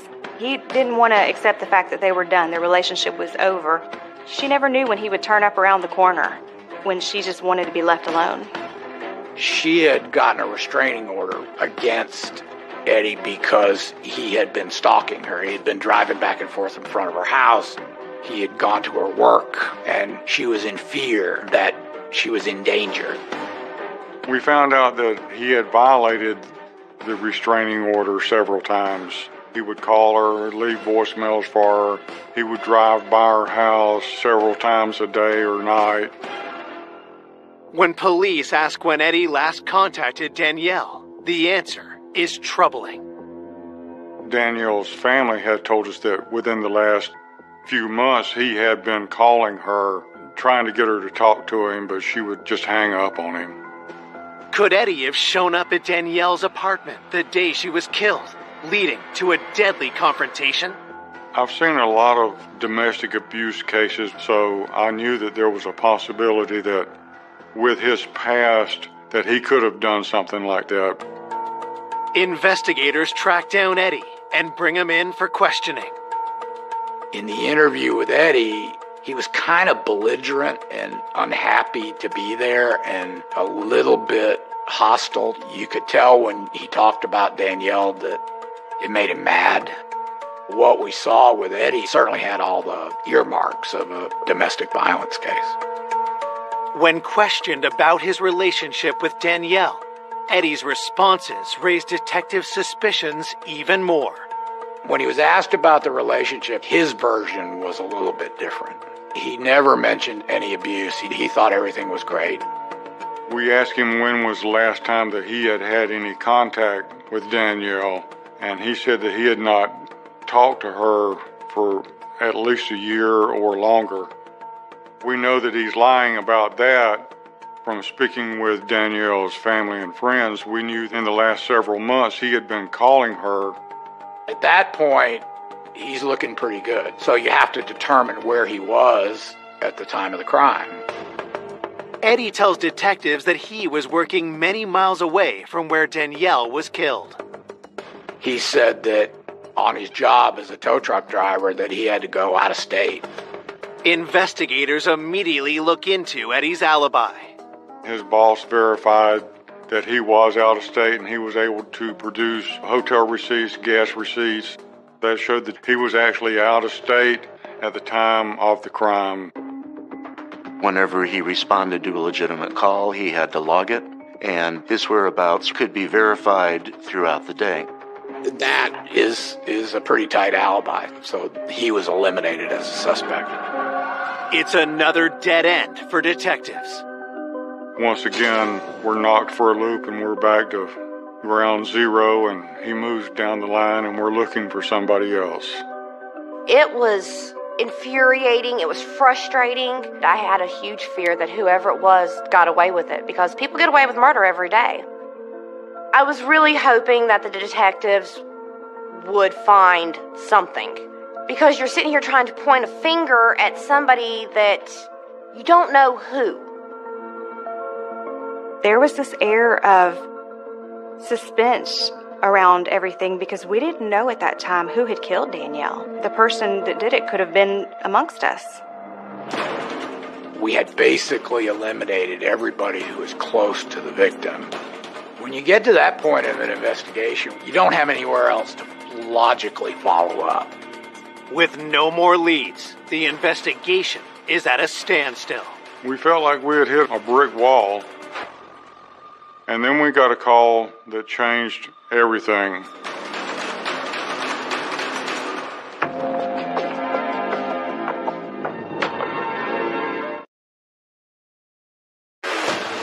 Three days after finding Danielle Jennings strangled in her apartment bedroom, police hunting her killer have just got a stunning new lead. We received a phone call from a Miss Kirk that resided at the apartment complex. The woman tells detectives about a disturbing incident that took place a week before Danielle was killed. She was awakened one morning by someone knocking at the door, and she looked out the peephole but didn't see anybody there, so she went back to bed. And a few minutes later, she hears the front door open, and the maintenance man is standing there. The maintenance man says that he's there for a work order. However, Miss Kirk says she felt very uncomfortable the entire time that he was in there because he was always staring at her, like he was more preoccupied with her than he was completing the work order. The woman cannot provide the name of the maintenance man, but she gives a description to police. Detectives head back to Danielle's apartment complex to investigate. While speaking with the management at the complex, we found that there was another case similar in the past from a Miss Bruno that lived in the apartment complex. Management told the detectives that someone had walked into this woman's apartment. She had, of course, asked him who the heck he was. What are you doing in my apartment? And he said maintenance, and claimed that he was there to change light bulbs. And she said, I don't have any light bulbs to change. He kind of mumbled and stumbled, and then, maybe I have the wrong apartment, and he backed out and left. It was so similar to the other one, which of course raises our eyebrows. The complex was big enough so that there were several maintenance workers, but only one closely fit the description given by the young ladies. That would be Calvin Oliver. We showed a photograph of Mr. Oliver to Miss Bruno and Miss Kurt, and both of them identified him as the person that had walked in on them. Investigators discover a disturbing trend emerged after Calvin had been hired 7 months ago. Come to find out, there had been several burglaries reported where items had been stolen out of apartments that had no forced entry. Could Calvin have been responsible for these thefts?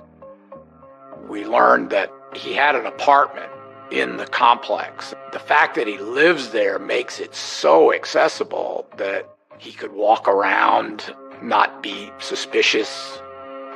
We also learned that the custodians had access to the master keys of every apartment. He has complete access.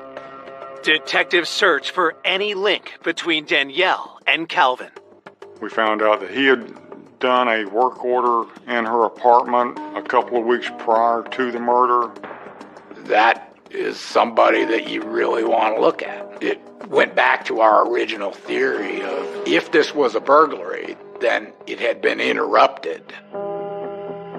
He could have known that Danielle Jennings was gone during the daytime, and he decided that day that he was going to enter that apartment. Investigators haul Calvin Oliver in for an interview, but make the call to slow play their suspicions. When Oliver was brought in for questioning, we didn't want to tip him off to anything about the homicide, so he was interviewed initially about the burglaries. He absolutely denied any of that. He said, I didn't steal anything, I didn't go into apartments. He denied any involvement in any burglaries. The 42-year-old tells detectives that his intrusion on the two women in the complex was a simple misunderstanding. Once we got around to interviewing him about the murder, the first question was, did you hear about this? It was kind of odd. You would have thought that a person who worked in that apartment complex and was there every day would have heard everything about it. He went, yeah, I think I heard something about it. I don't know much about it. I don't know that woman. He insisted he knew nothing about, as he described her, that dead girl. All he admitted to knowing her was that he had done the work order in her apartment. At that point, we had a pattern of conduct going into apartments. We had the admission that he had been in the apartment, but we had nothing that directly linked him to the murder. With nothing concrete on Calvin, detectives end the interview. But before they let him walk free, police run a background check and are shocked by what they find. He had a criminal history of burglary and theft. there was an outstanding warrant on him for failure to appear on a burglary charge in another jurisdiction. That day that Danielle was killed, if he's in there and she walks in on him, that would be a reason for him to cause her harm because he doesn't want to go back to prison. He had an outstanding warrant, so he was held for that, and that bought them enough time while they investigated. Based on the burglaries that had occurred in the complex, we obtained a search warrant for his apartment. We're trying to see if we can find anything that would tie him to Danielle Jennings. We're looking for any type of the stockings or pantyhose or anything that would be similar to the one that we found tied around her neck. Detectives find no matching stocking, but they do discover incriminating evidence. We do find evidence of the other burglaries that had been committed in the complex. And then we also found out that he had possession of a master key for the apartment complex so that he could open any door on any building at any time, and he was not supposed to be in possession of that key.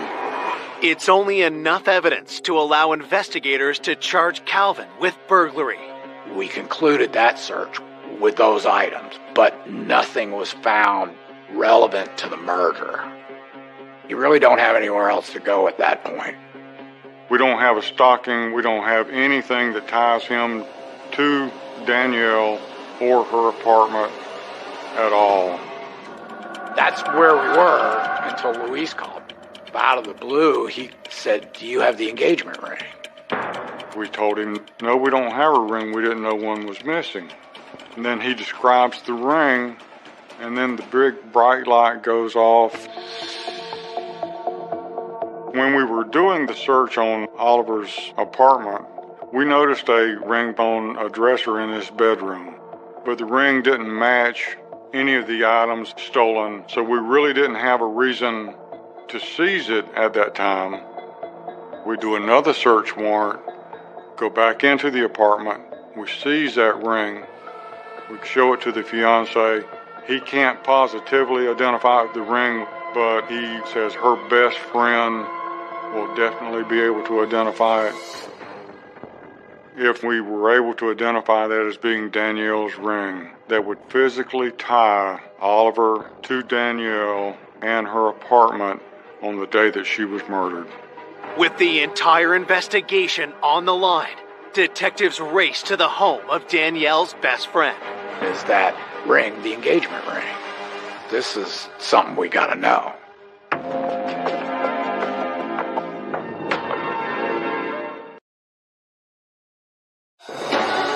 Investigators believe the key to solving the murder of Danielle Jennings is her missing engagement ring. If we had that ring, then we had the killer. Detectives have seized a ring from suspect Calvin Oliver's apartment. But is it Danielle's engagement ring? They hope her best friend can answer that question. The detective and Lewis were there, and I said, "Well, what's going on?" And the detective looked at me and he said, "Leslie," he said, "do you know what Danielle's engagement ring looked like?" And I said, "Yes, sir, I do." The detective said, "Is there any defining characteristics to this ring?" He goes, "And I need you to be specific." And I said, "Yes, sir." I said, "It was bent." She had bent the band so it stayed snug on her finger because she wouldn't take the dang thing to get sized. We needed to find out when was the last time she had seen her wearing the ring. I said, "I saw Danielle the Sunday before she was killed, and she had her ring on Sunday night." And he takes the evidence bag out and he says, "Is this her ring?" And the minute I saw it, I knew it was hers. When we had that ring and had it identified as being hers, we knew that we had the guy. We knew we had the right person. Finding the ring was the aha moment in the case. And that was the piece of evidence that allowed us to charge Calvin Oliver with murder. 9 days after her death, Calvin Oliver is arrested for the murder of Danielle Jennings. The primary charge was malice murder, and that means that you intentionally and unlawfully kill another human being. Detectives once again interview Calvin, this time taking a different approach. Once you have a suspect under arrest for the charge that you're interviewing him about, then the interview becomes very direct. He was given a chance again to tell the story where he denied any involvement in the murder, and then he was confronted with the evidence that we had. We told him about the ring, and that's when he said, well, I stole that ring 2 weeks ago when I did the work order in her apartment. But see, we knew that was a lie because we had people that had seen her wearing the ring, so we knew that he was lying about that. Calvin refuses to answer any more questions. We told him that he was being charged with malice murder because you took the pantyhose with you into the apartment because you had intent to harm someone, and he said there was no intent there, which was a good comment to have in a statement. It's like he admitted to killing her without knowing that he had admitted to it. We were convinced 100% that we had our guy. This is the guy that was responsible for the death of Danielle Jennings, and that we were going to send him to prison for the rest of his life. News of an arrest in Danielle's murder brings relief to her loved ones and surprise. When they finally discovered who it was, the maintenance man in her apartment building, it was just surreal. I don't think anybody saw it coming. The killer was much closer to home than anybody first thought. When I saw his picture, I threw up, knowing that was the man that strangled my best friend for no reason. At trial, prosecutors present how they believe the crime unfolded. The day Danielle was killed, Mr. Oliver had already let himself in, hoping for financial gain. After the HR meeting about her coworker, Danielle went home for lunch by herself. Once she opened the door and stepped in, he knew she was there, and he knew she could not exit again. He was not going to get caught. He ambushed her from behind with the stocking. He came over her head. He pulled it tight, pushed her down onto the bed until she lost consciousness, and then he tied the ligature off, and there was no way for her to escape. There was no heat of the moment. There was no emotion. He killed Danielle because it made his life easier. The jury hears about the prosecution's most damning evidence, Danielle's stolen engagement ring. I had to be the one to testify about the ring because I identified the ring. I actually had to look at that man.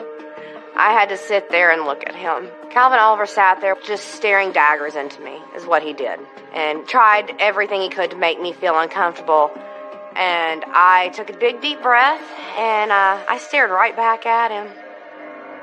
There was no explanation for the presence of this ring in Calvin Oliver's apartment, other than he took it off Danielle Jennings' dead finger. On October 13th, 2000, after a 5-day trial, the jury delivers their verdict. He was found guilty on all charges. The judge sentences Calvin Oliver to life in prison. When the verdict came through, we were all holding hands. We just knew justice had been served as far as it could be. I mean, we were glad, but it still wasn't going to bring her back. Her mom was never the same again. It destroyed her. That horrible man took away an angel that was put here. She was a huge light to me, to her fiance, to her son. She was everything to a lot of people. To this day, I still dream of her. There's not a day that goes by that I don't miss her.